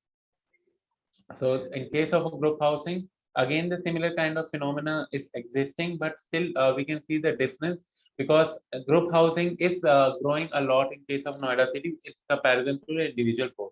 So in comparison to the CBD area of the Greater Noida Expressway, that Noida Greater Noida Expressway that is going in the, say, from this eastern, western side to the south, and there also we see the property rates are growing a lot. So this is also because of the kind of say green spaces that are existing in case of group housing. So just to have a comparative analysis of all these things, we can see that in the city center area, obviously the property rates will be high, but as soon as we are going to the group housing area, which is near the expressway, and every group housing is having some kind of urban green spaces. So all these are also having this luxury of higher, not luxury exactly, but they are having higher rates in comparison to the other areas which are not in the proximity. So just to for the result and the discussion, the kind of urban green spaces that are existing in Noida, this I have already told in the previous slide. So what are the potential reasons for this kind of say driving of market forces for the property pricing in Noida? The proximity to city center is one thing, accessibility to public transportation is second, the high scenic value in case of any of the like the golf course or the Noida stadium and all these things, and the quality of life with the social infrastructure. Obviously, the urban green spaces also comes up to some extent under the social infrastructure, but still high scenic value is considered in terms of if it is next to say river or any kind of urban green spaces, Noida stadium, or what do you say, the golf courses. The study will give a new revenues, will have some kind of insight to a new kind of revenue structure for any of the new towns coming up. So just to go ahead with my research, I thought I'll be showing the, because in the previous slide I showed you the kind of attributes that I could find from my literature review. So and with all the urban green spaces that are existing in Noida city, I will try to have a say some kind of relationship probability with all these attributes. I'll try to narrow down it to some extent based on the further study that I'll go through in my research, and I will try to find what are these attributes, and on the basis of this, how much prices are impacted because of all these attributes in case of a Noida city. So just for the conclusion, so what I'll go through, what I'll be doing in this research with the future scope of work, I will be doing the proximity analysis of adjacent sector of residential properties. I will be doing the comparative analysis within and across group housing and the plotted residential areas. The listing of variables and the attributes influencing the property demand of the area. Sorry. Analyzing the growth pattern and the future scope of development in an area, viewability of properties in the neighborhood vicinity, and the factor analysis of individual indicators. So that will tell me how individual indicator is actually driving the property pricing or the property demand in a particular area. So that's all from my side. These are the references. So thank you. Thank you, Mr. Vikas, for this interesting and wonderful presentation. The session is now open for question and answers.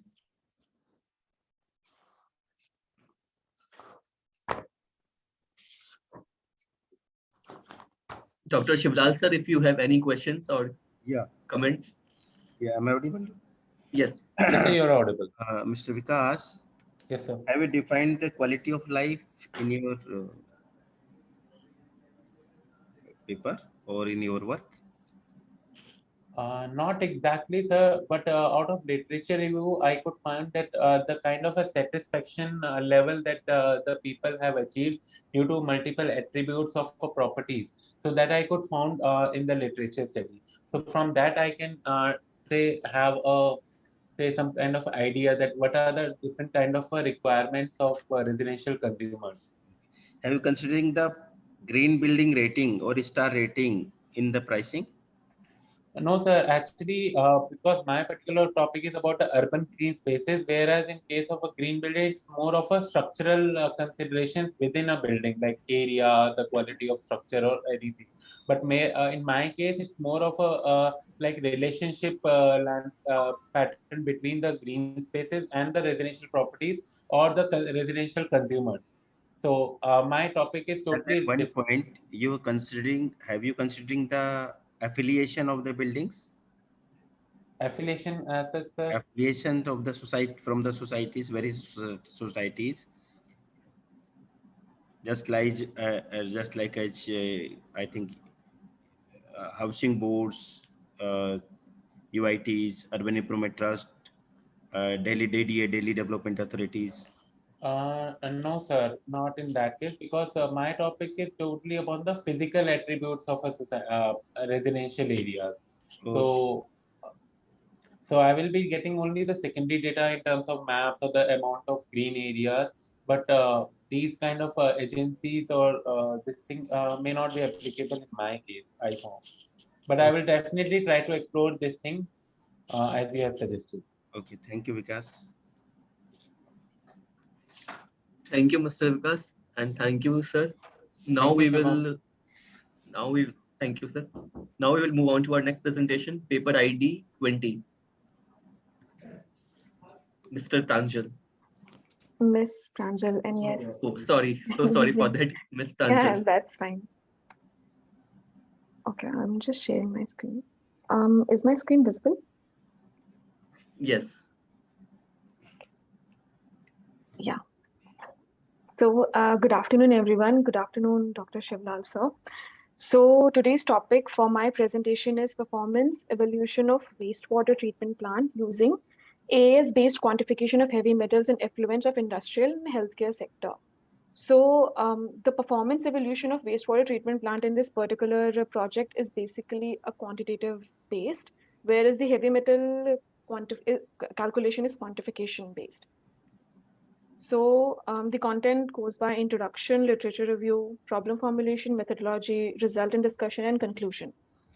So for introduction, we have set some problem statements that has helped us to come up with this project. So basically, we all know that around 80% of wastewater discharge is discharged into the world waterways. The most prominent reason for this discharge is urbanization, industrialization, and rapid expansion of other sectors.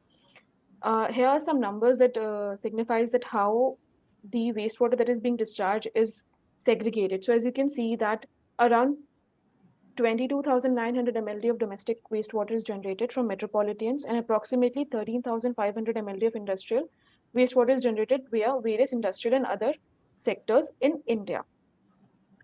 Approximately 6.2 billion liters of untreated industrial wastewater is generated every day across India. The sources of these particular numbers are inbuilt within this text only.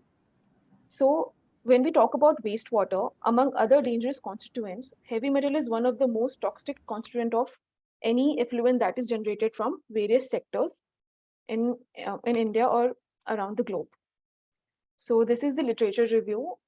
As you can see, I have taken in consideration wide range of papers which are dated back since 1994. I know that we should be considering the latest papers, but what I believe that even looking back into the history of academic papers, we can get more idea about how the problem was being tackled back then and how it is tackled right now. So when we come to problem formulation, the objective is to determine the heavy metal present in the inlet and outlet of wastewater treatment plants installed at various industries and healthcare sector. So I have segregated the sources of wastewater generation in 4 sectors: the commercial, industrial, domestic, and healthcare. And then we talk about the characteristic of wastewater, which we all are aware about. are majorly three, that are the physical characteristics, chemical characteristics, and biological characteristics. So moving ahead, the industrial activities that are causing discharge of heavy metals in environment are particularly these. So we have segregated the types of heavy metals, starting from arsenic, chromium, zinc, lead, copper, nickel, and so on. And what are the prominent sources of these heavy metals in terms of industrial operations? So as you can see, chromium is majorly found via electroplating, anodizing, milling, mining, chromium salt manufacturing, etc.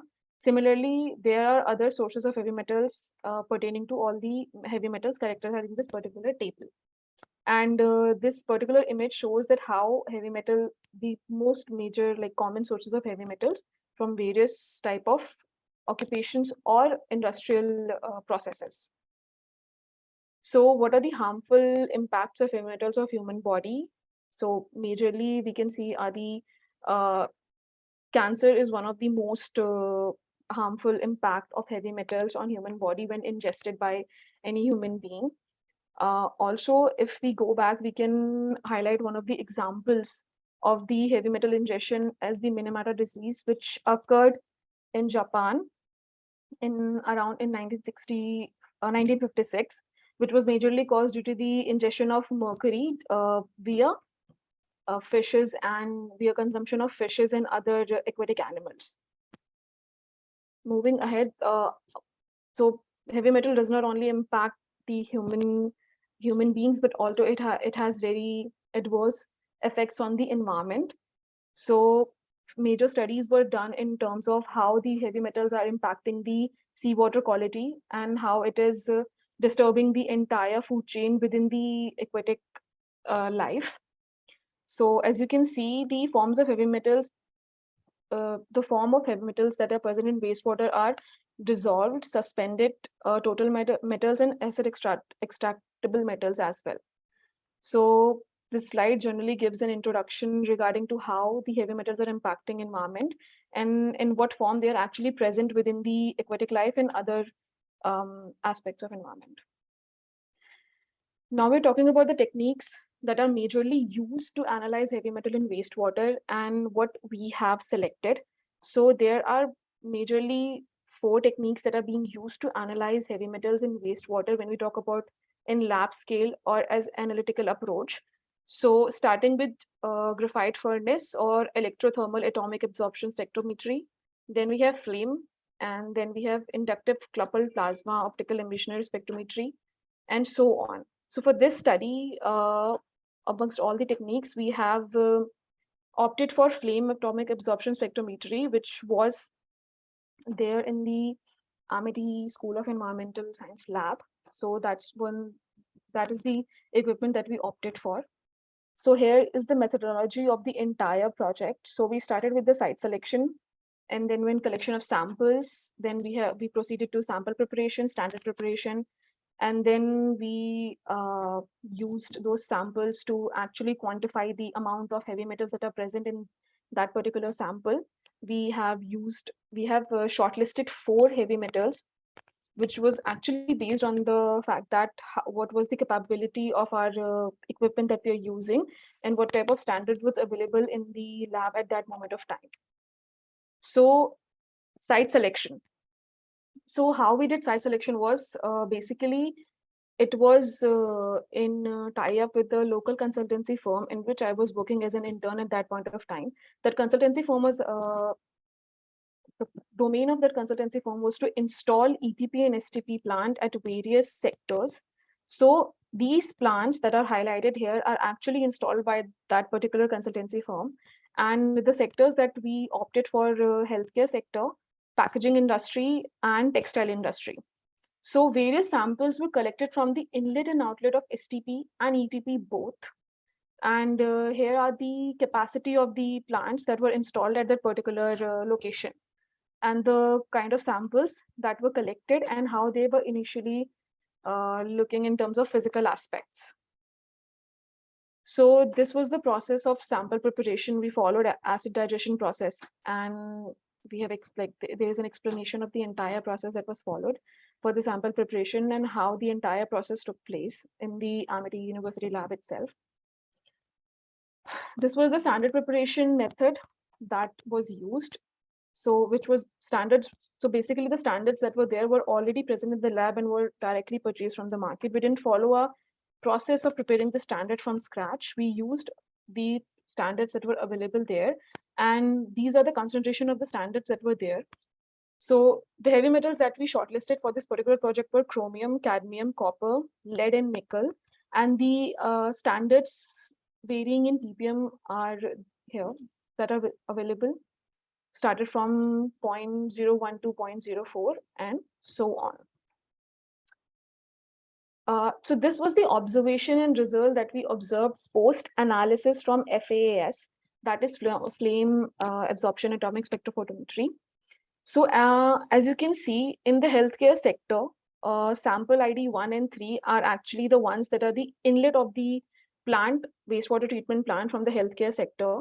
And we can see that we can see some trace amount of heavy metals such as Pb, chromium, and nickel that were present in the inlet of the wastewater treatment plant of an healthcare industry. And then how it transformed into within the control limit or within the permissible limit or below detection limit post-treatment. So this somehow proved that proving the efficiency of wastewater treatment plant that were installed in the healthcare industry in terms of heavy metal treatment. However, the one of the major highlight of this observation and this study was found within the packaging industry, which was basically using electroplating as one of its process or method. And as you can see, the inlet parameters contain a huge, like a very considerable amount, a significant amount of heavy metals within its inlet. And chromium, nickel, lead, and copper were the most prominent ones. And once you observe between the contrast between the inlet and the outlet of the particular ETP installed at the packaging industry, you can see that in the inlet of the wastewater treatment plant, the amount was huge and significant. However, when we move towards the outlet sample and the observation, we can see that how the entire entire heavy metal constituents were controlled and were under the discharge limit or the permissible limit or were nullified completely within the range. Moving ahead, whereas in dyeing industry, you can see that there were the traces of heavy metals in the inlet as well as in the outlet of the wastewater treatment plant, which on further research, it was analyzed that the treatment plant that was installed at that particular industry was not working, and the operation and maintenance of that particular plant was not being done properly. And hence this inefficiency was observed during the analysis as well, during the wastewater treatment analysis. So these are the major heavy metal removal techniques that are being used, amongst which chemical precipitation is the one that is used by the consultancy firm, the one in which I was working in and the entire project is based on. So within their design scheme of the wastewater treatment plant, they were using chemical precipitation to treat the heavy metal. Besides these, there are further removal of heavy metal techniques that are there available in the market, such as ion exchange, coagulation, percolation, electrochemical treatments, electrodialysis, and bioabsorption and bioremediation as well. So the conclusion of this entire study that I can deduce is to that not only the industrial effluent, but also the wastewater that is coming out from the healthcare sector, which is majorly neglected when we talk about the wastewater treatment. So in healthcare, we do talk about the biomedical waste, that is solid waste that is generated from various activities in hospitals and other healthcare sectors. So that there are certain rules and norms and very stringent laws to treat those biomedical waste. But when we talk about the effluent or the wastewater that is being generated from healthcare sectors, that is still not scrutinized that much and requires proper laws to further analyze those the constituents of wastewater that are being discharged from the healthcare sectors.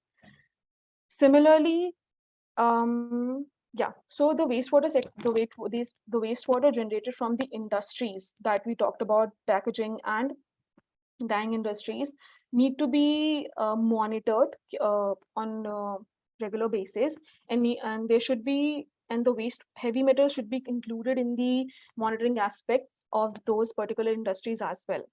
Similarly, advanced methods such as bioabsorption, bioremediation can be used for more efficient treatment of those heavy metals. However, even when we are using the most conventional ones, such as the chemical precipitation, with the help of those as well, we can treat the heavy metals efficiently, as we see it in this study, given to the fact that the plant that are installed by the industries, at the industries and other sectors by the local consultancy firms or other firms are in par in terms of plant capacity and its operation and maintenance and other aspects, so that the plant life is prolonged and is giving a better efficiency. Thank you. Any questions? Thank you, Ms. Pranjal, for such an interesting presentation. The session is now open for question and answers. So, Pranjal? Yes, sir. Yeah. What is the efficiency of WWTP, wastewater treatment plant? Exactly, is the efficiency? So, sir, as I stated in the starting, that we did kind of a qualitative analysis of the wastewater treatment plant on the basis of the quantity that we are getting. So when we analyze the inlet and outlet sample of the wastewater treatment plant in terms of heavy metal analysis, we observed that at the inlet, You are doing heavy metal analysis only, no?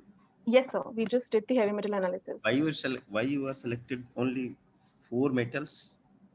So, sir, there were some restrictions with the available equipment, and we had the capacity to efficiently, quantify these 4 metals. So that's why we shortlisted these 4 particular heavy metals. Okay. Yes, sir. Thank you very much. Thank you, sir.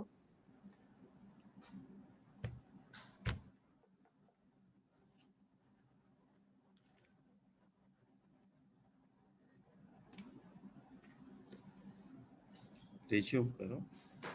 Shubham, resume करो. Yeah. Oh, sorry. Yeah, we have our next presentation, paper ID 198.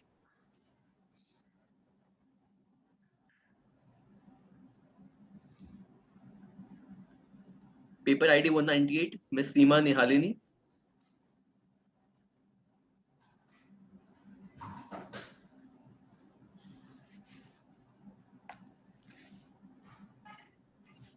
Ms. Seema Nihalini, please start your presentation.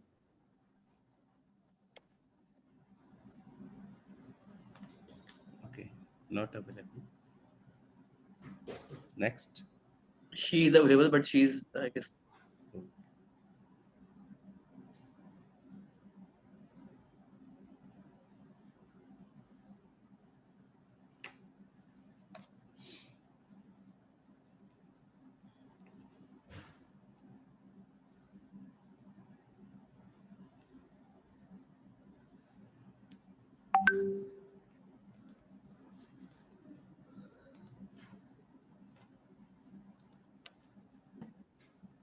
Sir, there's some technical issue in audio system in Ms. Seema Nihalini's system. So I would request if you would like to present your paper ID 84.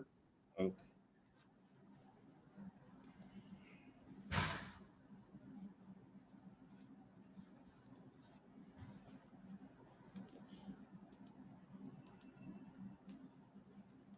One minute, hold.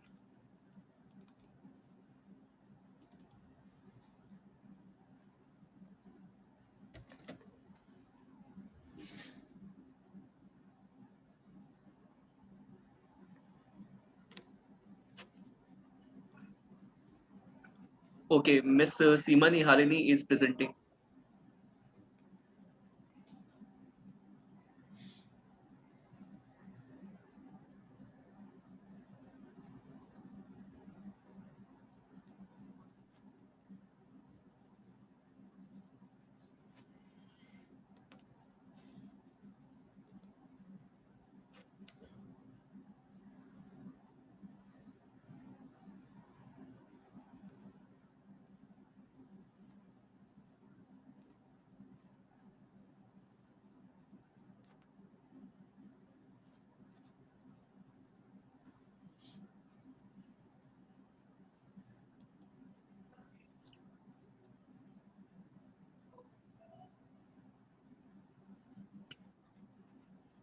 Ma'am, please share your screen.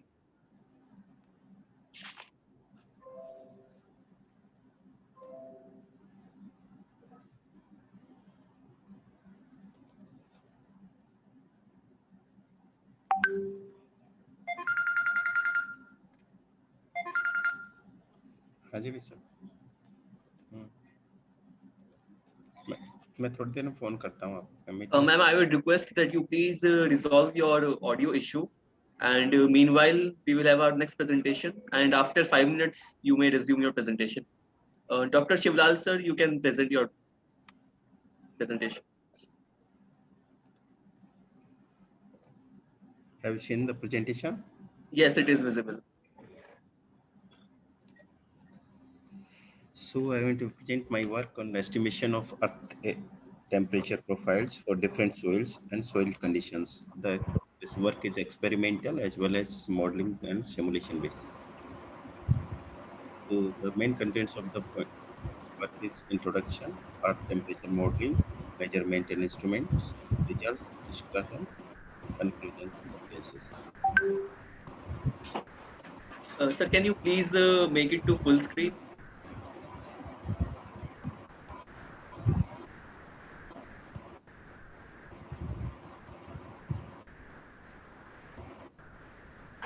Means there? Yeah, now it is fine.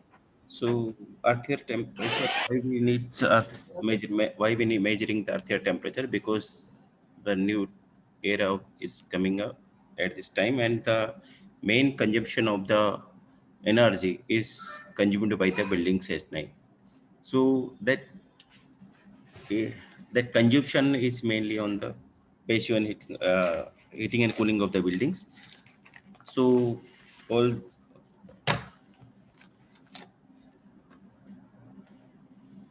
right now, researchers are searching the new generation, new techniques for cooling and heating of the buildings.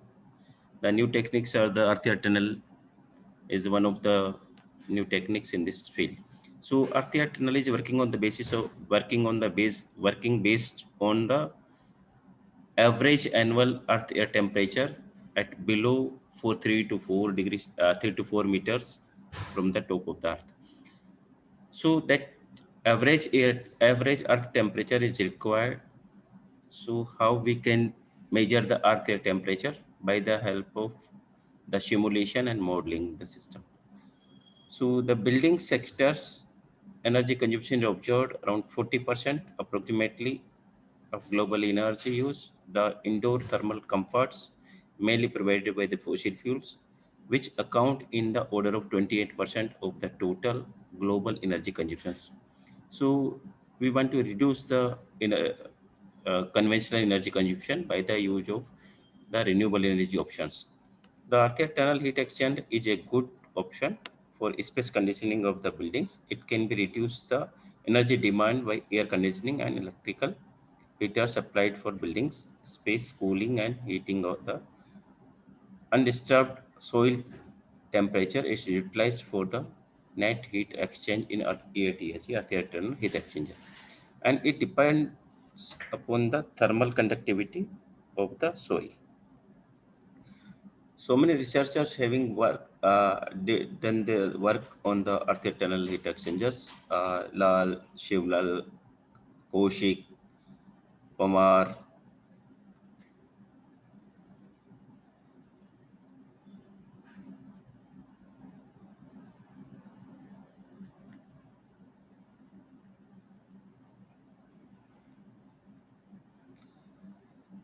Kumar and Ramesh, Sharan, G. Sharan, S.P. Singh, Shamantanaru, and Mihalkar, Soda, M.S. Soda sir, Sahani,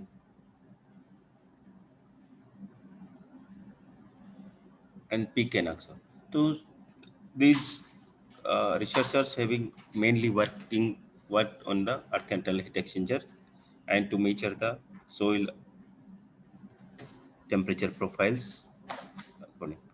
So there's the mathematic modeling is this one. The above equation is for the temperature profile and the below equations is the heat transfer rate. We want to measure the heat, how much heat is transferred to or insert into the earth. So this one is the sine wave. So then the sine, this work on the basis of the sine wave. So this one is a basic equipment which we are using in the laboratories for measuring the thermal conductivity of the powder. We have first collected the samples, soils, then dried the soil, various types of soils, and put it in this equipment. And after that, we measure the thermal conductivity based on the radially temperature, temporarily heat transfer to inward to the outwards in this globe. So these type of soils we have taken the dry soil, ordinary dry loamy soil, dry river based sand, organic, and moist river based. So these are the generally available in India. At various places. Somewhere is moisture is available in the soil. Then there is moist rivers, moist soil is there. That's why we are selecting the moist river basis. Sand is there. Somewhere is the organic soil is available near to the farmers' lands or etc. So dry and ordinary soils are may be considered into the black cotton soil or dry, red soils also. So their thermal conductivity, we have selected selected the papers, various papers are given thermal conductivities were given in for dry soil is 0.485 and ordinary soil similarly 1.818, dry loam 3.211. So these thermal conductivity we have taken from the various research papers, and experimentally we verify these thermal conductivity by the experimental, and the experiment results are similar to the results given in these papers. And after that, we have calculated the thermal conductivities for the thermal diffusivity for uh, both the thermal conductivity available in the research paper and experimental thermal conductivity.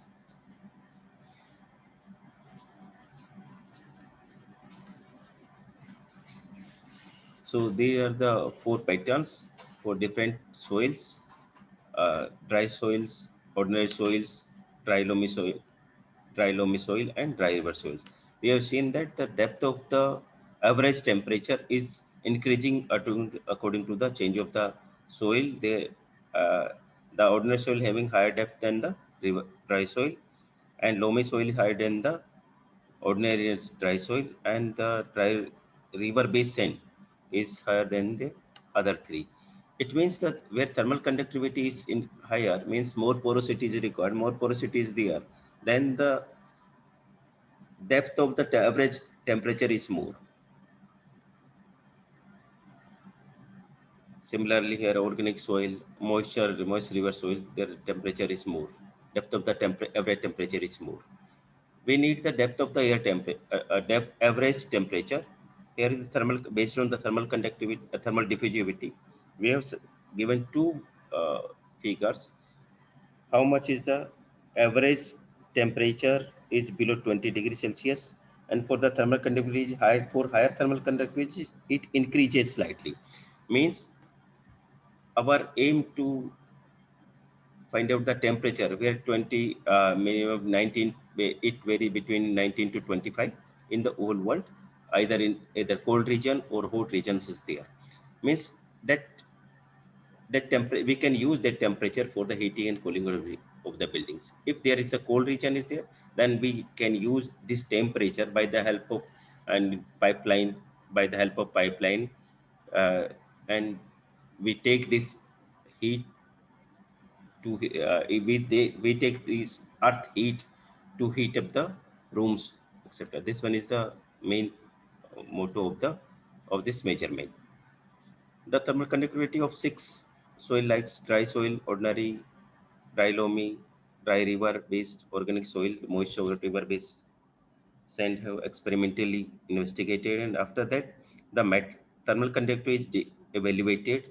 The MATLAB codes are generated, observe the temperature variation at various depth and thermal diffusivity under the Earth's surfaces. It is observed that the undisturbed temperature depth is lowest for dry soil and highest for the moist river basin. The variation of depth is observed as lowest in dry, higher, dry is lower than the ordinary, and ordinary lower than the dry loam, and dry loam is lower than the dry river, and dry loam is lower than the organic soil and then moist river sand. This undisturbed temperature depth may be used for installation of earth heat exchanger pipe for generating the thermal comfort in buildings. The depth will also be decided the money involved in the project of the earth tunnel. So, thank you, Subham. Subham. Thank you, sir. Thank you, sir, for your wonderful presentation. So now we will have our last presentation of the session, paper ID 198. Okay, 190. Ms. Seema Nihalini, are you able to present now? Is your audio issue resolved?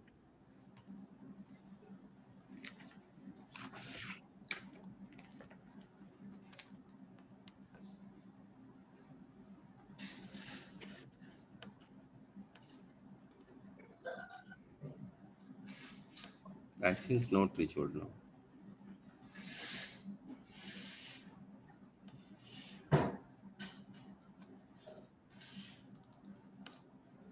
Ma'am, can you hear us?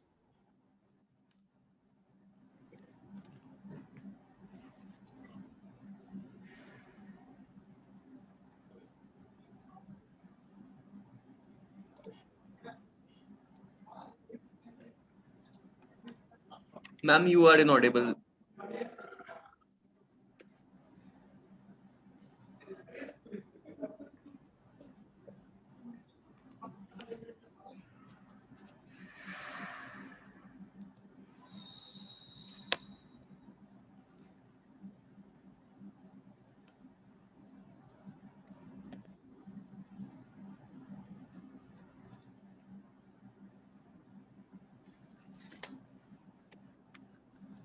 And please first open the presentation, then share screen. Come to the share screen and see your presentation. Click on the presentation, please. First, open your presentation on the screen. Yeah, it's working. Thank you.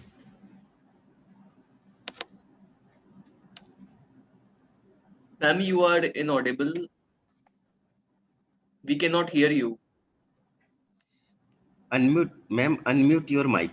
First, see on your photo, unmute your mic. Just see the three dots at the top of your photo. Top of your name, three dots, then unmute your mic.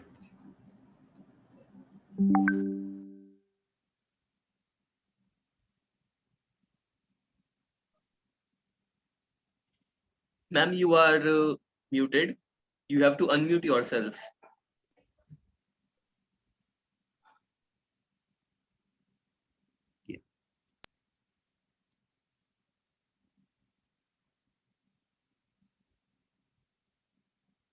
I would request Amity IT support. Can you please help her?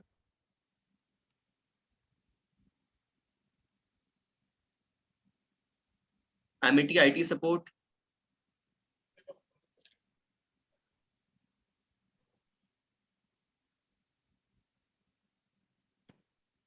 Shubham, Yes, sir. आप mute unmute करके बता सकते हैं आपके इसको madam? Yeah, ma'am. Ma'am, please follow my. I will just share my screen.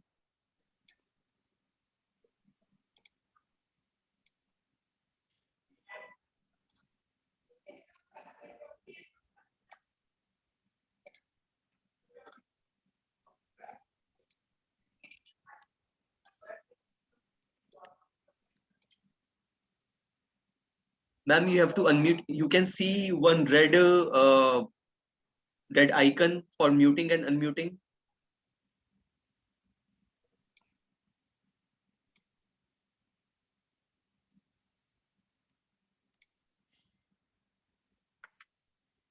Sir, actually, she's saying that she's not able to click on unmute. Okay. Thank She you. has messaged.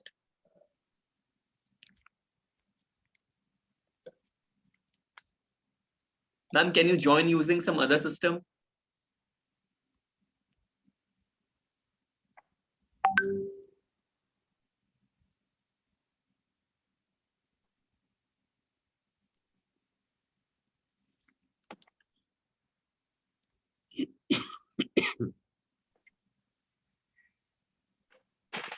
Am I audible to you, ma'am? Please raise your hand. Just see that. Yeah. Okay. Just come to your name, Ali Raja Monori or Simani Halini. Then see the three dots. Just cursor, move the cursor on your name. Then see the three dots here. Then click the three dots and there mute or unmute, automatically mute or unmute. Yeah. Unmute mute is there. Then unmute your on the three. Yes, you unmuted this. Sir. And please say something. Sir, No. I guess she has problem with system. Okay. The system is not working properly. Yeah, I will call her. So just show your, ma'am, show your presentation only. First, second, third, fourth slide. Fuzzy air quality index.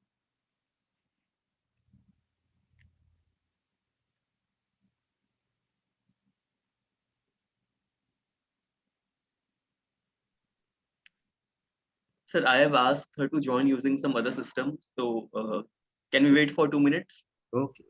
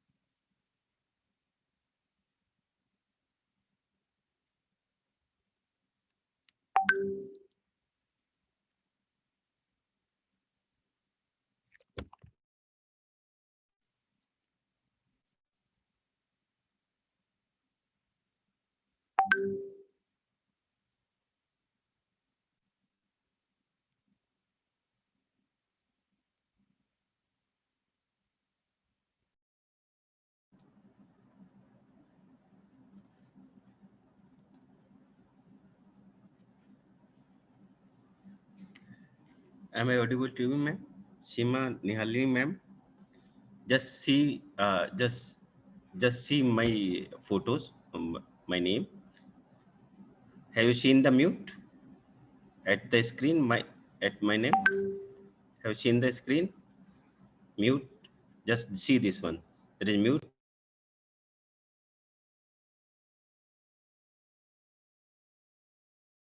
Unmute is well. Unmute is. Sir, am I audible from here? Yeah. You are. Yeah, ma'am. So yes, now shall you I, are audible. Shall Yes. I speak from phone and present from laptop? Is that okay, sir? Yeah, that will work. But please limit your presentation to a maximum of 6 to 7 minutes because we Sure, are sure. already very late.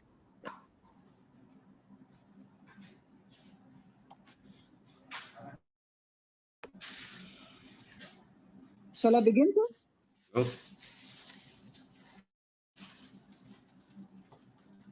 Shall I begin, sir? Yes. Yes, Yeah. you can please start. Very good afternoon to all of you present. My topic for presentation today is Fuzzy Air Quality Index for air quality assessment in Gujarat state. I'm working as assistant professor with Parel University, but I'm also a research scholar with SVNIT Surat. So this shall be my contents of the presentation today. Now, my presentation today is regarding air pollution. As we all know, when we are talking of air pollution, the young are at risk, equally the old are at risk. The people who have respiratory problems are at risk, but even the people who are healthy are at risk. So air pollution today is a beaming problem all over, not just India, but worldwide.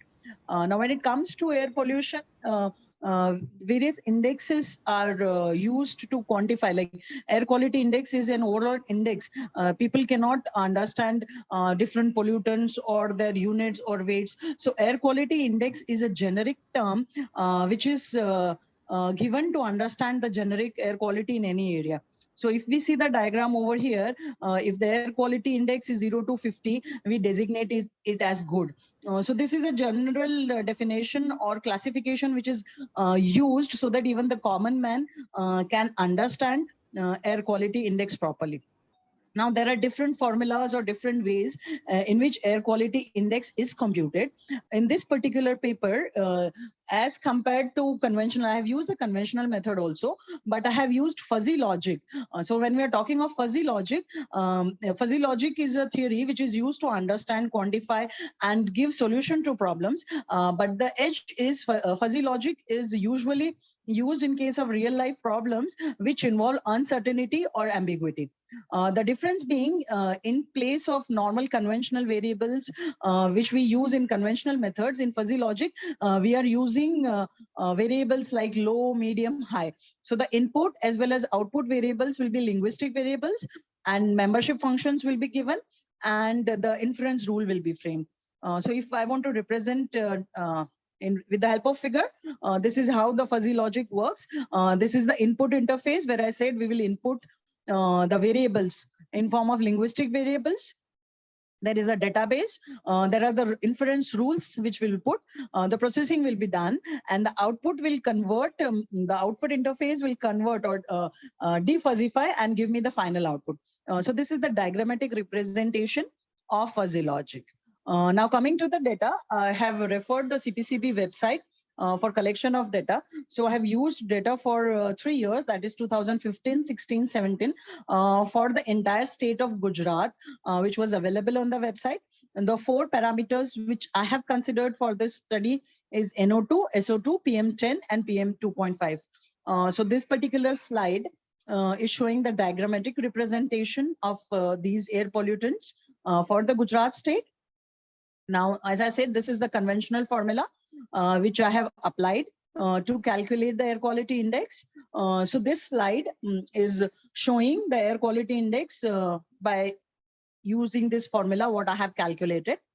Now, coming to fuzzy logic, as I said, these are the 4 input variables for which I have defined the membership functions. I have given the input variables, and if AQI is my final output. So these 4 are my input variables.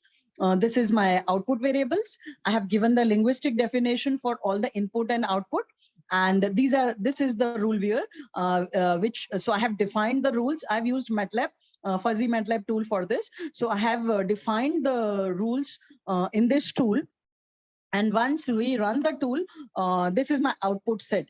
So here, if you see, I can use this red line, and accordingly, if I give a limit or give a value for PM10, SOx, NOx, and PM2.5, accordingly, I'll get the value of air quality index, which is the fuzzy air quality index.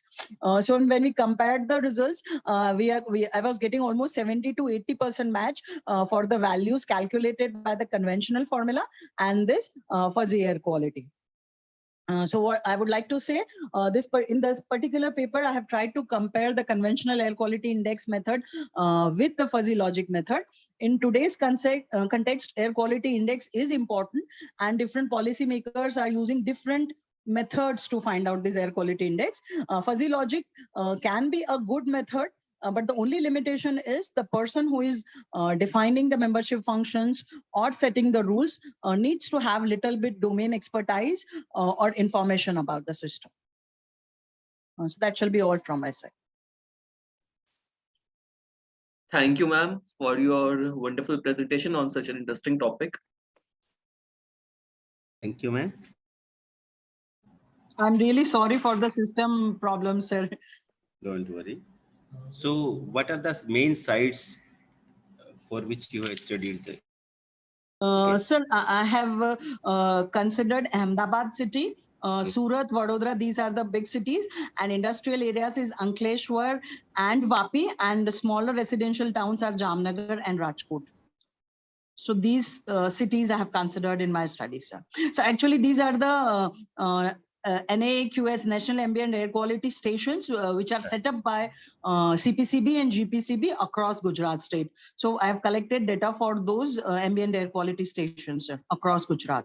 Okay. Have you downloaded the Excel sheets for that? Yes, sir. Yes, sir. I have downloaded the Excel sheets and then quantified and calculated the air quality index in this fashion. Thank you very much, ma'am. Okay, sir. Thank you, ma'am. Thank you, Thank sir. you, sir. Thank you, sir. And sorry once again for the SLN delay, sir. No problem, ma'am. So with this, we conclude our session. We had all the presentations. I would request Dr. Shivlal sir to please give his concluding remarks. Shubham? Yes, sir. Presentations are paper ID 23, 176, 173, 174. Sir, actually 173 has rescheduled the presentation. Yeah, so, yeah. So 123. Yeah. Good research work done by all the researchers presented in the session. Papers are mostly related to the environment, pollution, and sustainable development, including the energy and property pricing. In the new plan, renovation of the temple in Devghat, Jharkhand. It's a new panorama of Indian culture. Thank you. Thank you all. Thank you, Subham. Thank you, sir. Thank you all the participants to attend this technical session on recent developments in environmental engineering. So with this, we conclude our session. I thanks again to Dr. Shivlal sir and all the participants. And sir, I would request you to please nominate one best paper, and you can message the paper ID or title on my WhatsApp number. Okay, sir. Thank you. Okay. Thank you.